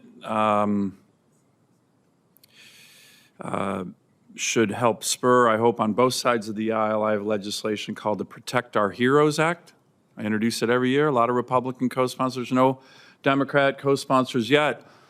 It's a simple bill. It says if you try to purposely ambush and lure a first responder, law enforcement, National Guard, police, firefighter into a situation where you then attack them, kill them, that we will federalize that crime. We will make the penalties very high, and if you kill that person, you will get the death penalty. It's called Protect Our Heroes. And I would love it if some of my Democrat colleagues could come on board, because that is exactly what just happened to these young, brave National Guardmen. And the people who did it should get the death penalty when they kill someone. So let me go to you, Mr. Young. The legal framework and precedent of this, I think it's important in the history. You know, there's a lot of revisionist history going on. My first deployment as a U.S. Marine, I did MUARG deployment to the Indo-PACOM region. I was based at Camp Pendleton. When I came back, my battalion was a 6-month deployment, and then half the battalion was ordered by the president, it was President Clinton, I've been around a while, to go to the southern border, and the other part of the battalion was sent to the Umatilla National Forest to go fight forest fires, because it was a really big forest fire season, and the forest fire capability of the United States was tapped out. So they called up the Marines. So we've been doing this for a long time, including a deployment to the border, to secure the border. In the mid-90s, that's when my Marine Corps battalion, active duty battalion, did it. There was no demoralized feelings there. I don't know where the hell Senator Warren gets that. We were motivated Marines. President of the United States told us to go different places, and we went. That's what you do in the military. So can you give me a little sense of the legal framework and the precedent of these kind of National Guard deployments, Mr. Young? It's not the first time we've done this, right? No, Senator, it's not. And the border mission, as you stated, has been long enduring. And decades, right? That's right. Democrats, Republicans have ordered our active Democrats duty and forces Republicans, yes, to Senator. the border to secure the border. Yes, sir. Bill Clinton did it when I was an active yes, duty. and they've been doing it in various duty statuses, whether it be non-federalized in Title 32, where governors would send troops to the border in a collaborative sense, also in Title 10 under differing administrations. There's a legal basis and legal precedent that extends decades with Republican and Democrat administrations, correct? It is, yes, sir. Okay, let me turn to you, General Guillot. I think you're doing a great job there. You've seen this chart many times. My state's a busy place, right? We get incursions from the Russians and Chinese all the time. Another one, thanks for giving me a heads up right before Thanksgiving, including joint Russian-Chinese strategic bomber task forces, naval task forces, and our EEZ. But I wanted to ask you, particularly, General, the role of the National Guard in these operations, because these are frontline operations going directly against our adversaries, wing to wing, when our fighters go intercept Russian Bear bombers and MiGs that are armed. Dangerous work. We do it all the time up in Alaska. How critical is the National Guard in those missions? Senator, the National Guard is essential in those missions. Indispensable, aren't they? Absolutely. I say frequently that the success of NORAD and NORTHCOM starts and stops with our relationship with the National Guard. To answer your question specifically, in Alaska, we have the 49th Missile Defense Battalion at The Fort Missile Greely. Defense Unit that's protecting the entire United States of America right now as we speak. From ICBM attack, yes, sir. Correct, is National Guard unit. That's right. Entirely National Guard there at Fort Greely. Also, as you mentioned, the air defense is run by 14 different National Guard wings for fighters, 6 National Guard wings for refuelers, including 1 in Alaska, and as well as an air defense squadron in Alaska that works side by side with the active duty forces to conduct the intercepts that you mentioned. Let me ask one final quick question for you, General. You have to make the balance between kind of state-related National Guard missions and national issues, I would say, intercepting Russian Bear bombers and tanking the fighters that go do that is certainly a national mission. It matters to Alaska, it matters to the country. How do you balance that? I want to compliment again the National Guard, the Coast Guard on this big typhoon that hit Western Alaska. It didn't make a lot of press out here. 51 rescue missions, saved 51 lives. Unfortunately, we lost a couple Alaskans in those brutal storms, but that was kind of a state-specific example. How do you make the balance on the National Guard's missions when you have national and state-related missions? So the way we do it is we have constant and steady relationships with the tags to let them know that federal forces are available if needed to complement the initial response in the state. In the case that you just mentioned, I think the response by the Alaska National Guard was phenomenal, and they did not require any federal assistance. But through NORTHCOM, we contact your tag and tags all across the country to make sure they know that we are ready with Title 10 assistance if needed. Great. Thank you. Thank you. Thank you, Mr. Chairman. Senator Peters, you are recognized. Thank you. Thank you, gentlemen. Thank you for being here and your testimony. Just wanted to put out, first off, I think we all agree here, and everybody in this room, is that keeping the American public safe and fighting crime and making sure folks feel secure in their communities is absolutely fundamental to government. I would say it's probably the primary role of government is to keep people safe, first and foremost, so that we all agree. But then the second question is, how do we do that in the most effective way? How do we actually reduce crime? How do we make sure people are safe, and how do we spend scarce taxpayer money as wisely as possible? That's how I approach problems. So I had my Homeland Security staff, who I'm serve as ranking member, kind of look at the cost, and based on information we've gotten from the administration, National Guard deployments to American cities by this administration have cost taxpayers a little over $410 million so far, with the stated mission of restoring law and order and reducing crime.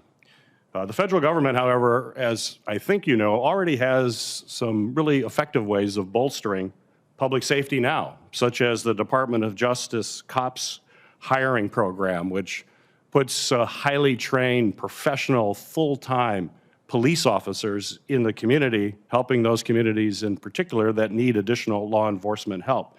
It funds local agencies to hire career law enforcement officers. Last year, in fact, the COPS program funded the hiring and training of 1,193 fully trained professional police officers nationwide at a cost of $157 million. So if we just do a bit of back-of-the-napkin math, the $410 million spent over the past 4 months of Guard deployments, if annualized, we would be able to hire 9,366 local trained police officers who know their communities, have local trust, and are often part of the community. They live there as well. So, Mr. Detlefsen, given these numbers, do you agree that spending these funds on career law enforcement officers would be much more effective use of taxpayer money than a temporary employment of National Guard folks? Senator, thank you for the question.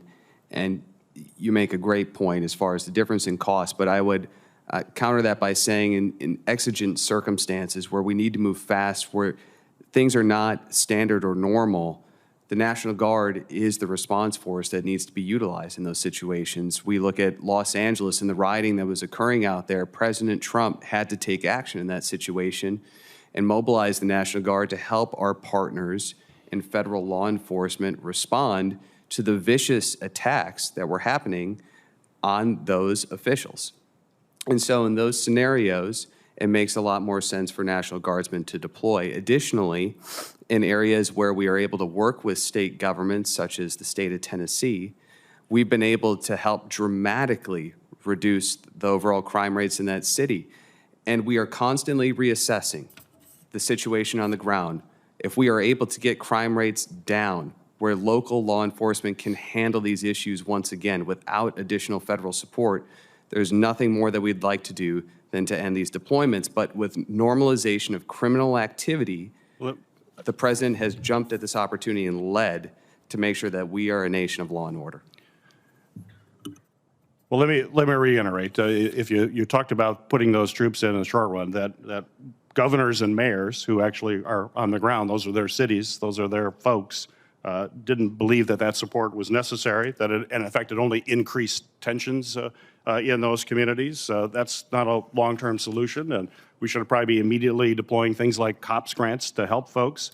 In fact, just which I thought was interesting in how this is so inefficient, in response to written questions from my staff, the DC National Guard confirmed that 38 of their service members, who are Metropolitan Police Department officers, 10 of them were called up for the, or I should say, 38 of them are service members, 10 of them are supporting DC Safe, Beautiful Task Force and are not serving their day jobs as police officers. So they've been basically taken off the streets as DC trained police officers, and they're doing things like painting fences, picking up trash, with the DC National Guard? Why would you take trained police officers off the street in Washington, DC, call them up for the Guard and say, now you can help beautify the city instead of being on the street fighting crime? Does that make any sense? It's a good question, Senator, but I would posit two things. First off, there are different missions for the DC deployment. There are presence patrols that are taking place constantly to make sure that people feel safe and secure. These folks weren't doing that. From what we understand, they were doing the beautification mission.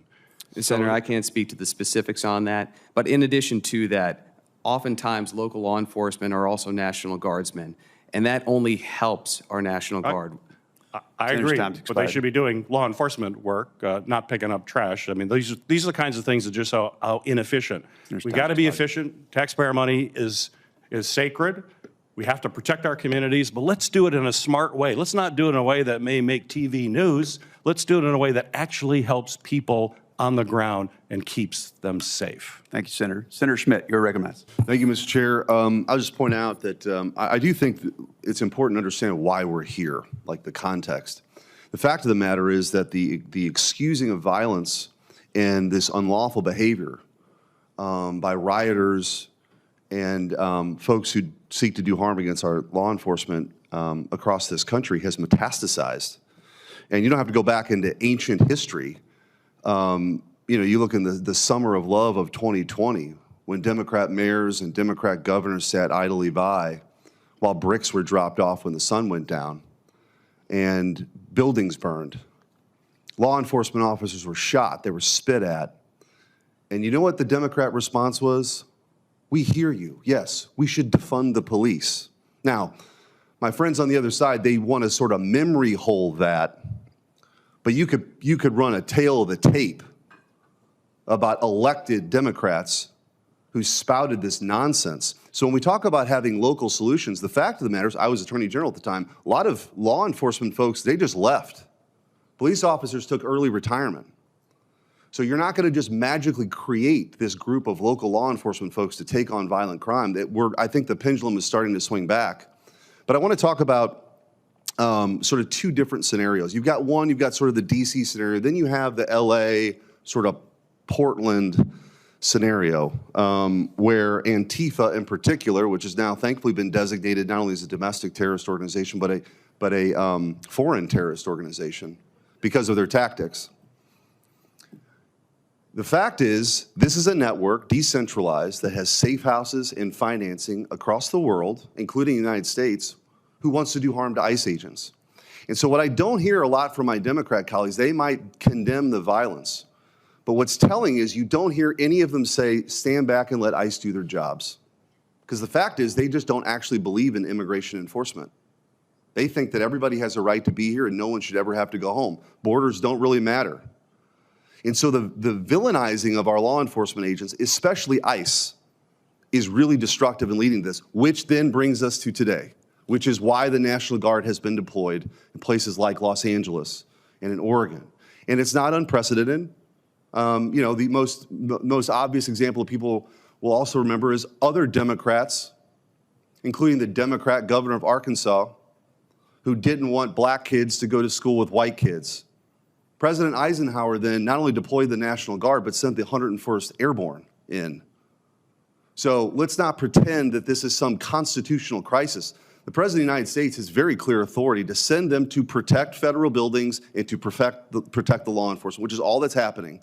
So I want to ask, General, maybe for you or anyone actually, what are some of the tactics that are being used right now by these thugs on the streets, these criminals who are seeking to entice federal agents out with firecrackers or whatever it is so that they can actually take shots at them so they can assault them? Because I think it's important for the American people to understand what's actually happening, the violence that they're being subjected to. I mean, we just saw yesterday a National Guardsman being harassed by some clown on the street for doing his job protecting people. So what are some of the tactics that are being used that are really dangerous for law enforcement right now? Senator, you just described many of the tactics that were being used when Title X forces were directed into Los Angeles to protect federal activities, to include ICE conduct of their duties. Also, in other cities, however, with court orders, our forces have not been on mission there to work in conjunction with the lead agencies like they have in California. I think you've seen, there's no coincidence here, you've seen a 1,000% increase in assaults on ICE officers. So to my Democrat colleagues who want to have this hearing, we got to be honest about what's actually happening out there. This rhetoric is making it open season on law enforcement, and it's incredibly dangerous. So when we villainize ICE agents who have family members, who are husbands, who are mothers, who are simply enforcing the laws that this Congress, or not this Congress, but Congress has passed over the years, this is insane. And the condoning of people blocking off vehicles from, enforcing the law, these ICE agents, this is a powder keg. It's a powder keg. So I'm very thankful for the men and women who are serving this country, who are protecting those agents, who are protecting federal assets. And the president's well within his authority to do it. Thank God we're challenging some of the assumptions that have existed for so long that people, particularly minorities, have to live in these crime-ridden areas forever. It doesn't need to be that way. They don't deserve to have to sweep up glass every Sunday morning or have a loved one that's shot. We don't have to accept that anymore. So thank you for being here. Thank you, Senator. Senator Duckworth, you are recognized. Thank you. So there was no rioting in Chicago before ICE was sent in. For the past 2 months, Illinoisans have seen DHS federal agents abusing our communities. President Trump wanted to put our troops in the middle of it. The courts have stopped him so far, and the courts are finding again and again that there is no legal reason for what he is doing. But in his ideal world, Trump wants our professional military to defend unprofessional and abusive federal law enforcement agents. So let me tell you what is happening in Chicago. It is not ICE agents that are being attacked. ICE agents are the ones who tear gas over 24 Chicago police officers. ICE agents are the ones who tear gas toddlers.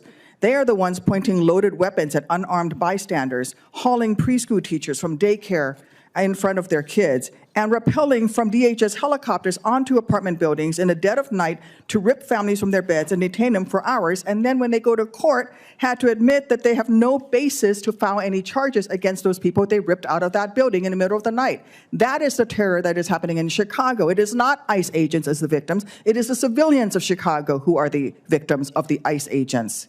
Trump claimed that these federal agents need protection.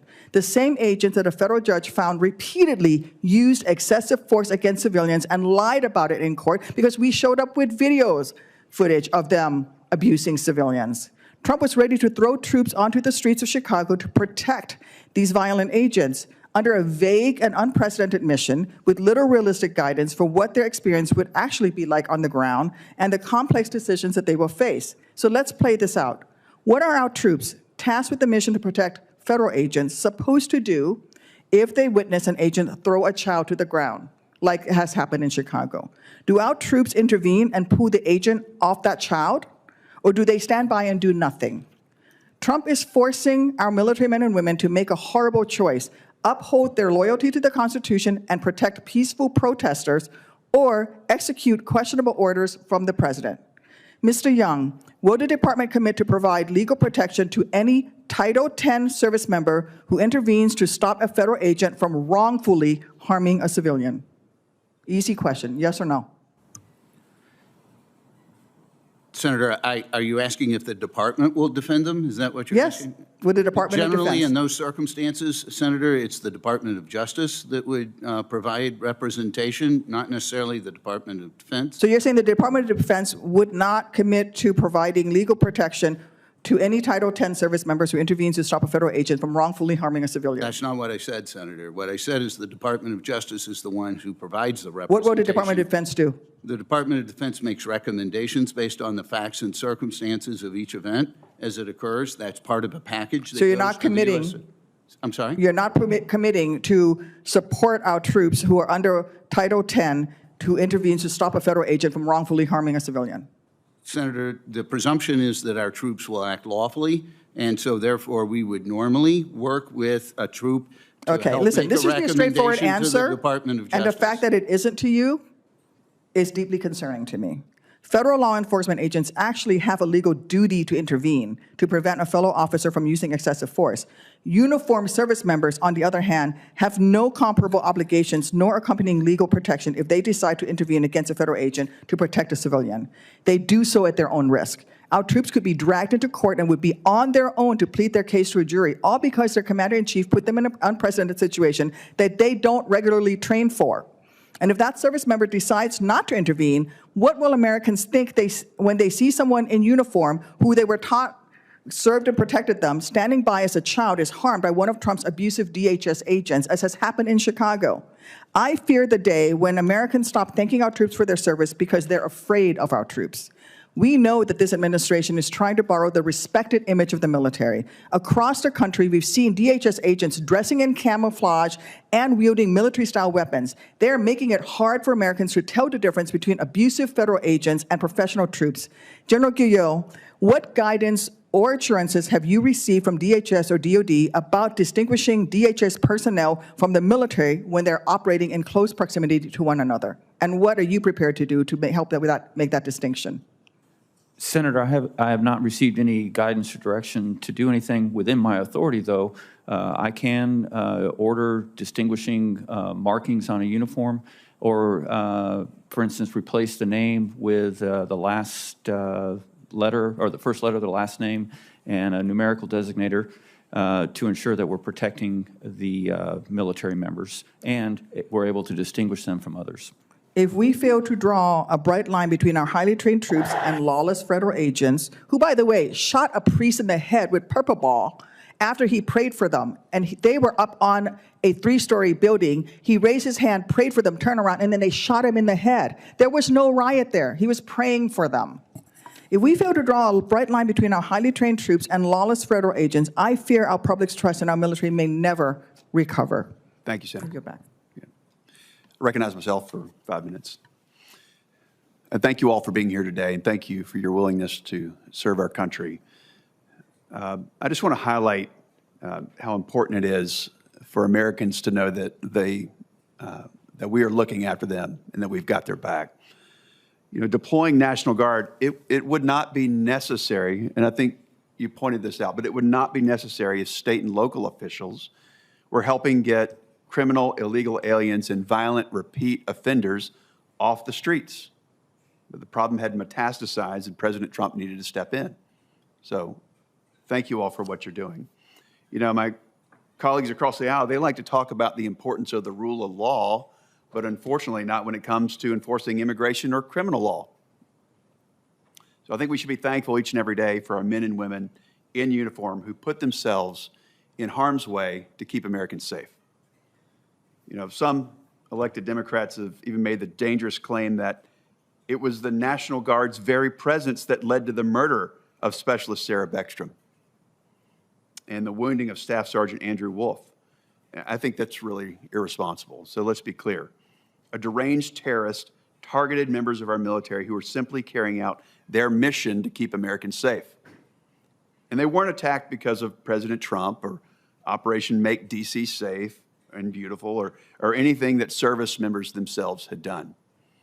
You know, we mourn Sarah, Specialist Beckstrom's loss, and we pray for the healing of Staff Sergeant Wolf. And I want to thank the West Virginia National Guard for their service to our country. And it's really special to me. My wife's family is from West Virginia. My wife's from West Virginia and from Berkeley County, home of Martinsburg. And before Martinsburg, many years ago, they were from Webster County, the 2 counties in West Virginia that were affected. So this is personal. And in small communities, most families know each other or one degree away. So our prayers are with them, and we're grateful for them. Let me read off a few statistics from the D.C. deployment here. The National Guard has rendered medical assistance 136 times here in D.C. They found 12 lost children. They've stopped 86 physical alterations. They've administered Narcan 27 times. 27 times a service member has given life-saving treatment to prevent an opioid overdose. I don't know how anyone can actually be against this assistance to local law enforcement. You know, maybe it's the same way the left has now become the pro-cartel, pro-drug boat party. I don't get it. I mean, these are my friends over there. I don't understand it. But my only question for you, Mr. Ditlevson, is I know that crime has gone down here in D.C., objectively, as well as in Memphis. Can you talk about the differences compared to deployments in other cities, and what's driving the factor in what's the driving factor in bringing the crime down? What are you all doing to bring crime down? And are there approaches from local law enforcement that you've noticed that have really helped bring about some favorable outcomes? Senator, thank you for the question. The distinguishing difference in those two situations versus the other deployments is the willingness of governors to step up and ask for help from the federal government. That Title 32 status allows National Guardsmen to do much more than they would be in a Title 10 status in a strictly defensive posture, protecting federal law enforcement, federal property. And it's important to note because in the cases of Oregon and Illinois, Secretary Hegseth offered Governor Kotek and Governor Pritzker, respectively, the support of the federal government to help fund a Title 32 deployment in Portland and Chicago, and that offer was rejected by those governors. And President Trump, as Commander-in-Chief, fulfilling his campaign promises of restoring law and order in this country, led on that issue, federalized troops, and sent them to those cities to protect American citizens, because all American citizens, regardless of whether they live in a red area or blue area, they deserve the right to be able to walk in their cities safely and securely. Well, thank you for that. And again, thank you for your service. You know, it seemed it's the issue of who's offering the support. And American people overwhelmingly elected President Trump. And we've heard the statement, if he cured cancer, they wouldn't want to take the medicine. Some people wouldn't. But he's bringing down crime. He's offering help to states and communities because he just wants to help the American people, and I'm grateful for that, and I'm grateful, again, for your service, so thank you. Senator Kelly, you are recognized. Thank you, Mr. Chairman. I want to also express my condolences to Sarah Beckstrom's family and to the family, and also to Andrew Wolf. I understand, personally how hard it is to recover from those kind of injuries. And to my good friend, Senator Budd across the aisle, I don't think there's nobody on this committee that is pro-cartel and pro-drug boat, or in this Congress. General Guillot, Americans deserve to feel safe in their communities. As the son of two cops, I understand the sacrifice and the hard work it takes to do that job. That's why I know we've got to do more to support law enforcement, especially local law enforcement, those professionals who do that difficult job every single day.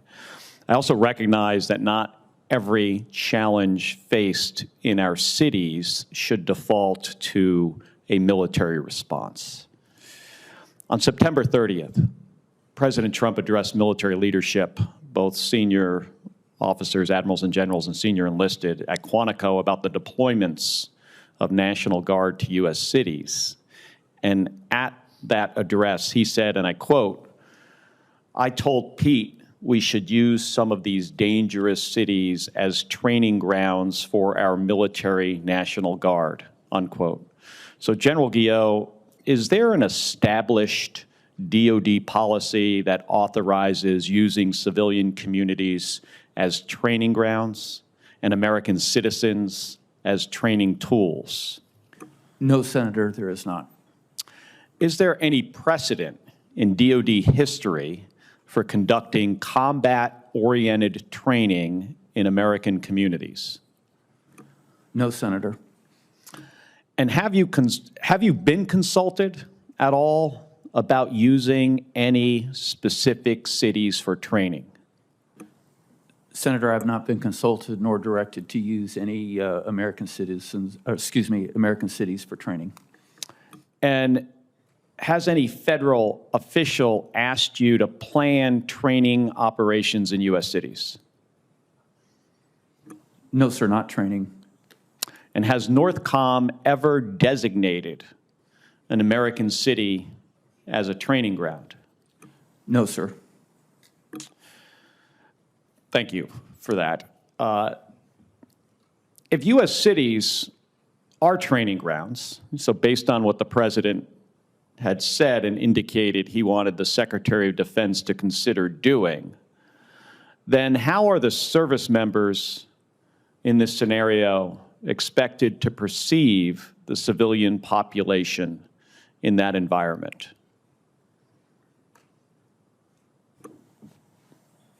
Senator, I can tell you that for the areas that are under Title X control, we provide very clear training and reinforce that with daily meetings on what our purpose is there, and that is to protect federal buildings. It is not for any other function. But if you carried out the president's objective of using a city for training, does this imply that civilians could be used as potential adversaries? Senator, I'm very confident that that is not a factor within my chain of command because of the very clear guidance and direction that we give on what the mission is and what our proper response to any activities there, which includes de-escalation as the first step in the standing rules for the use of force.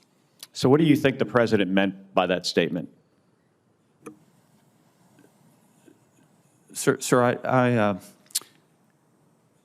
I haven't thought into what he might have meant. I listened to it at the time, and since then have only gone on what has been directly tasked to us and then what my authorities and responsibilities are.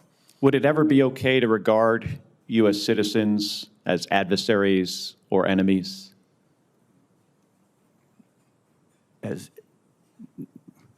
Well, sir, that's a hypothetical. Our initial response is no. Now, of course, there could be illegal activity that's underway, and we may have the authority, vested in us to respond in accordance with the authorities that we have. But again, these are like double and triple hypotheticals. I don't mean it as a hypothetical. And even if there was illegal activity, could be viewed that that person is a criminal. I'm asking specifically, is it okay to regard U.S. citizens as enemies? No, sir. Well, thank you. We defend the United States and U.S. citizens. We do not view them as enemies. Yeah, I agree with you. My concern is, that labeling a city as a training ground inherently puts civilians in a position of being an adversary or an enemy. So I appreciate your response. Thank you, General. Thank you, Senator. Senator Slotkin, you're recognized. Thank you. And I join the rest of my colleagues in recognizing the 2 West Virginia guardsmen who were shot in one fatal shooting, and thank them and their families for what they've done. I guess, my questions are for you, Mr. Young. You're the #2 lawyer at the Department of Defense. You've come before this committee before. A couple of weeks ago, a couple of us here on this committee and others put out a video talking about unlawful orders because we were getting so many people in uniform coming to us and saying, I just don't know if I'm going to be asked to do something that is illegal. I don't know how to handle that. Do you believe that any president can issue illegal orders? Is it possible for a president of the United States to issue illegal orders that the U.S. military should reject? Senator, that's theoretically possible. Okay. And, I think in the past, then Major Hegseth in 2016 said that the military has a responsibility to reject illegal orders. Attorney General Bondi last year wrote that military officers are required not to carry out unlawful orders. Can you give me an example of what would be an unlawful order of any kind? Senator, I would say that the oath that this Congress has prescribed in 10 Just an U.S.C. example. 502 Just an example. Like we've prosecuted people, right, for carrying out illegal orders. So what tell me is there, just In give that me example, any example. Senator, the one that would come to mind would be the My Lai massacre from where a young platoon leader issued that it was not the President of the United States. As long as an order is not patently and facially illegal, it is presumed to be lawful, and service members are obligated to follow it without having to consult with the judge. And I think the conversation that we were starting was not because we don't trust the military. If anything, I mean, I've worked alongside the military my entire life as a CIA officer. It's that the decision makers and the words coming out of the mouth of the commander-in-chief using our cities as, quote, training grounds, those are the things. Going after, quote, the enemy within does not give us confidence that this president is going to always use the military in an apolitical way that's exclusively meant on protecting the United States. Now, you said earlier that, and rightfully so, that the National Guard, of course, if they're doing missions like helping to clean up from an ice storm in Michigan, I don't think anyone questions the typical way that we use the National Guard. But for these folks who are deployed against the wishes of the sitting governor and the people of that state, you said that the troops are there to protect federal personnel, functions, and property, right? So people or functions or buildings. If you were asked to approve the placement of uniformed military on and around polling locations for a federal election in 2026, what would your legal judgment be of whether those uniforms could do that? Senator, again, that's a hypothetical situation. There are federal laws that prohibit the stationing of troops at polling places.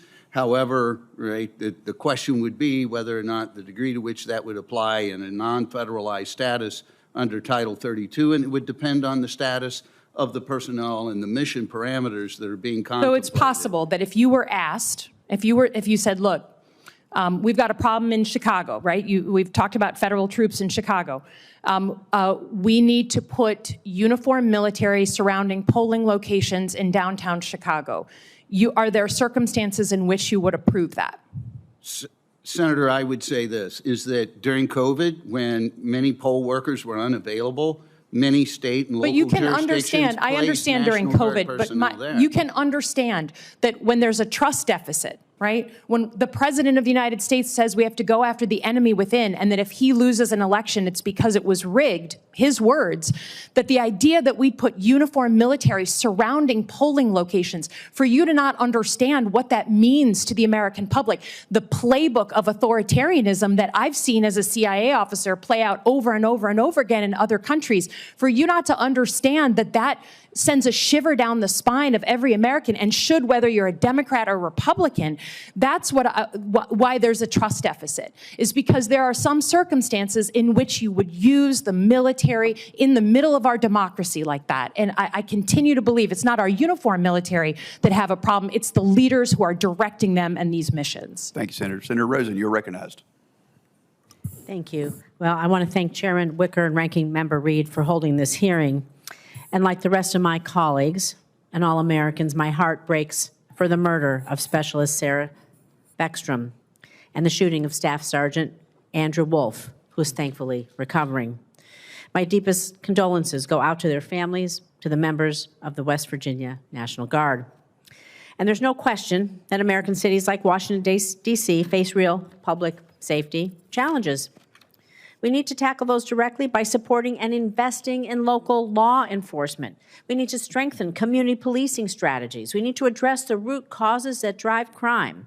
And sending the National Guard into communities, as my colleagues have suggested, is not a long-term solution or any solution to crime in our cities. It's a show of force that removes our guardsmen from the essential missions that they perform at home, like the Nevada Air National Guard's 151st Airlift Wing, which flies the very dangerous C-130 mission of fighting wildfires throughout the mountains of western United States. It also unfairly erodes the National Guard's standing with the American people. It needlessly puts guardsmen in harm's way without the legal means to effectively police American streets. It places our men and women in uniform in deeply fraught situations in their own home communities, particularly in states like Nevada with large Latino and immigrant populations, communities which members of the National Guard also hail from, sometimes even coming from mixed status families themselves. Deploying Guardsmen along ICE raises real concerns about trust and community safety. We cannot ask our Guardsmen to shoulder missions that strain their relationship with the communities that they proudly serve. So my priority is ensuring that our Guardsmen and women can continue carrying out the mission sets that matter most to their states, including Nevada, all of our states, where our communities depend heavily on their support. That's why I want to understand exactly what Guardsmen across from the United States are being pulled from, and whether the department has taken steps to mitigate the strain these deployments impose back home. So I'm going to talk about alternate missions. So General Guillot, can you outline what mission Guardsmen were pulled from in their home states, and have any Guard units been pulled from time-sensitive missions, such as wildfire response, medical evacuation support, cyber defense teams, and scheduled annual training? Senator, the Guard units that were activated to federal status in support of operations in California, Oregon, and Chicago were selected by the tags of those states when we presented the tasking to them. The units that were actually selected to fill those roles were selected by the you're saying tag. there was an option given to what states would be deployed, and those tags are the ones who made the decision? That's what you just said. No, what I said is once the task came to that state, we consulted with the tags to determine who in that state would fill the tasking. So did you provide any backfill support to the governors of these affected states or those home state missions that are going unmet? No, ma'am. No backfill support?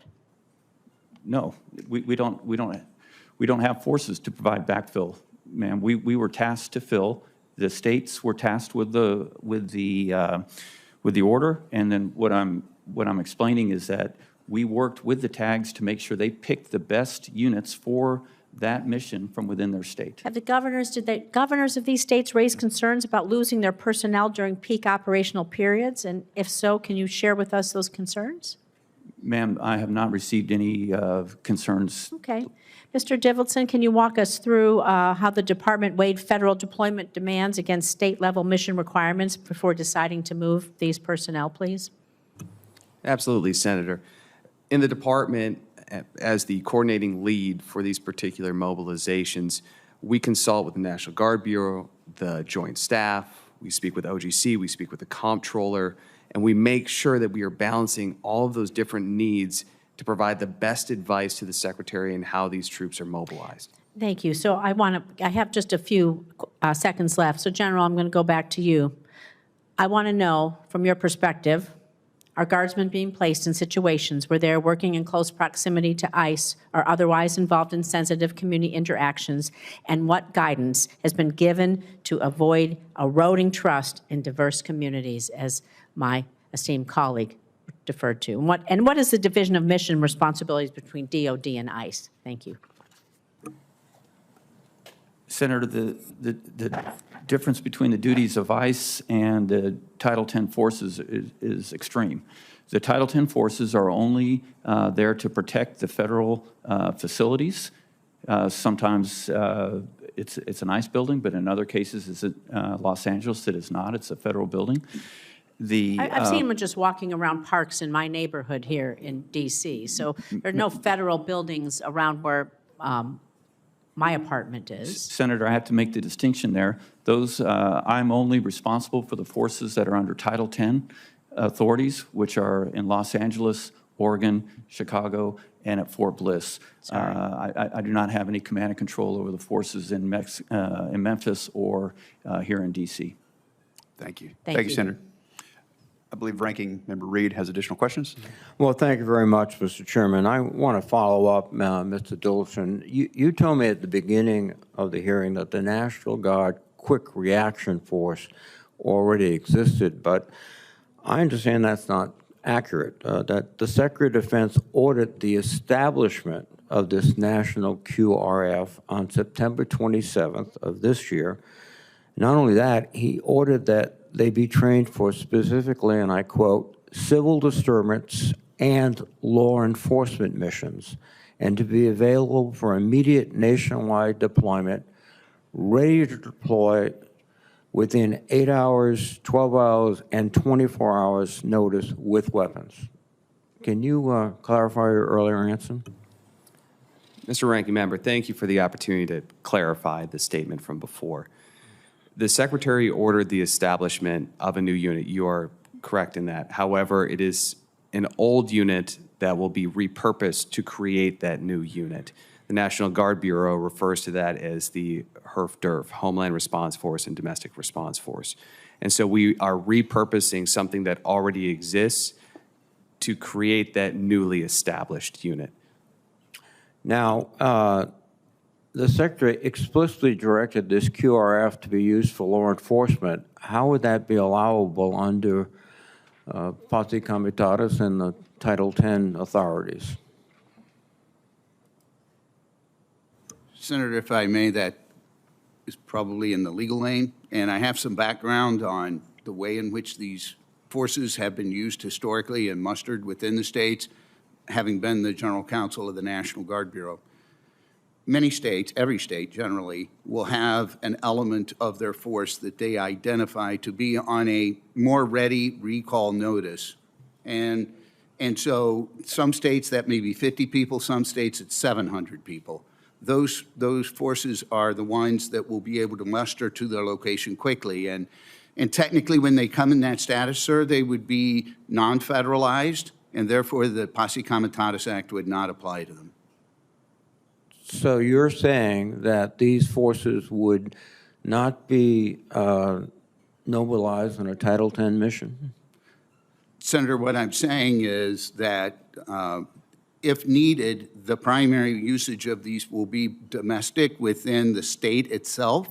They could also be used in other states if another state requested under what is called an emergency management compact request. It's called the EMAC, where one state requests another state to assist them in an emergency. They may be used in a non-federalized status. They would also be trained and ready in the event that they needed to be mobilized for a Title X purpose. That's a potential, sir. Why are they being trained for law enforcement?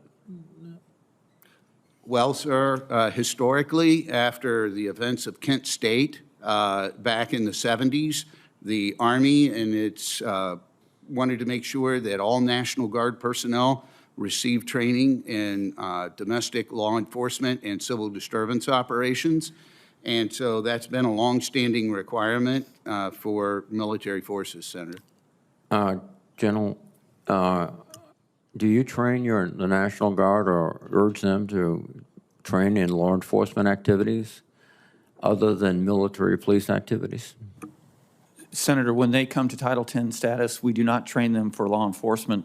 We train them in the Federal Protection Mission and with the standing rules for the use of force. So the Secretary's order contradicts the current practice, which Title X personnel are not trained for law enforcement.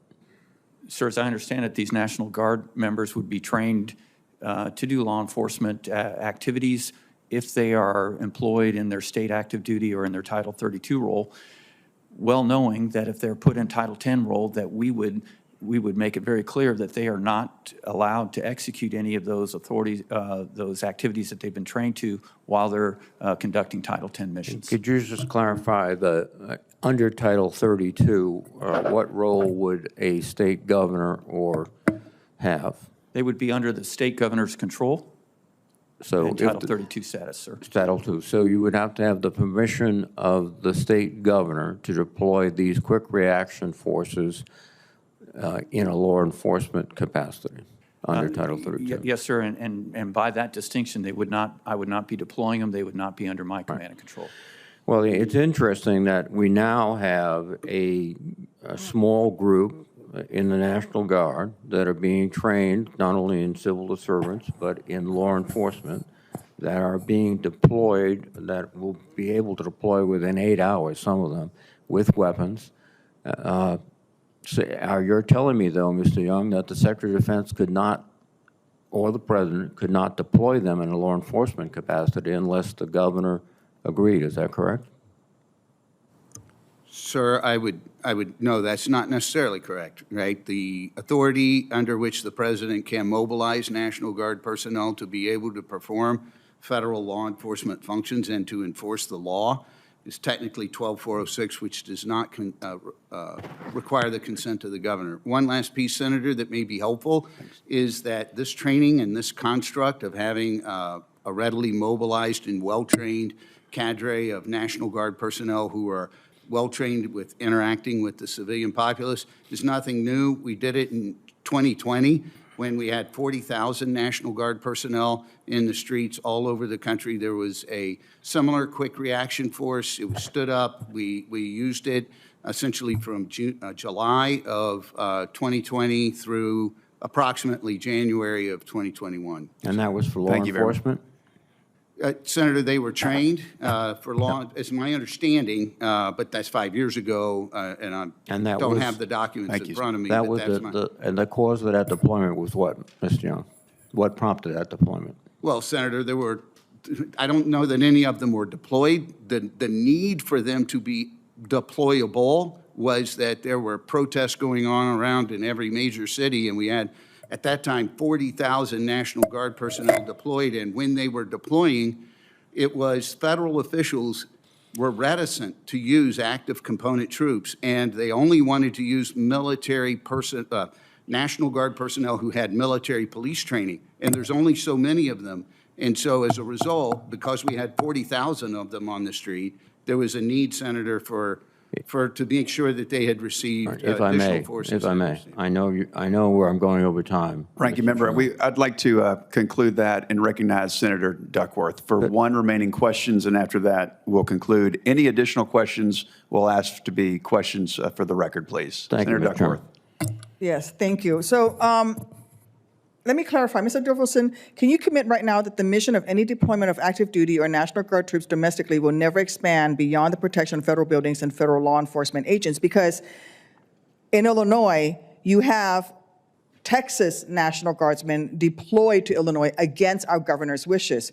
So if following up on the previous conversation that they would never be allowed to do law enforcement under Title 10, are we saying that there will never be a time in the future where Texas National Guardsmen will be sent to Illinois to do law enforcement?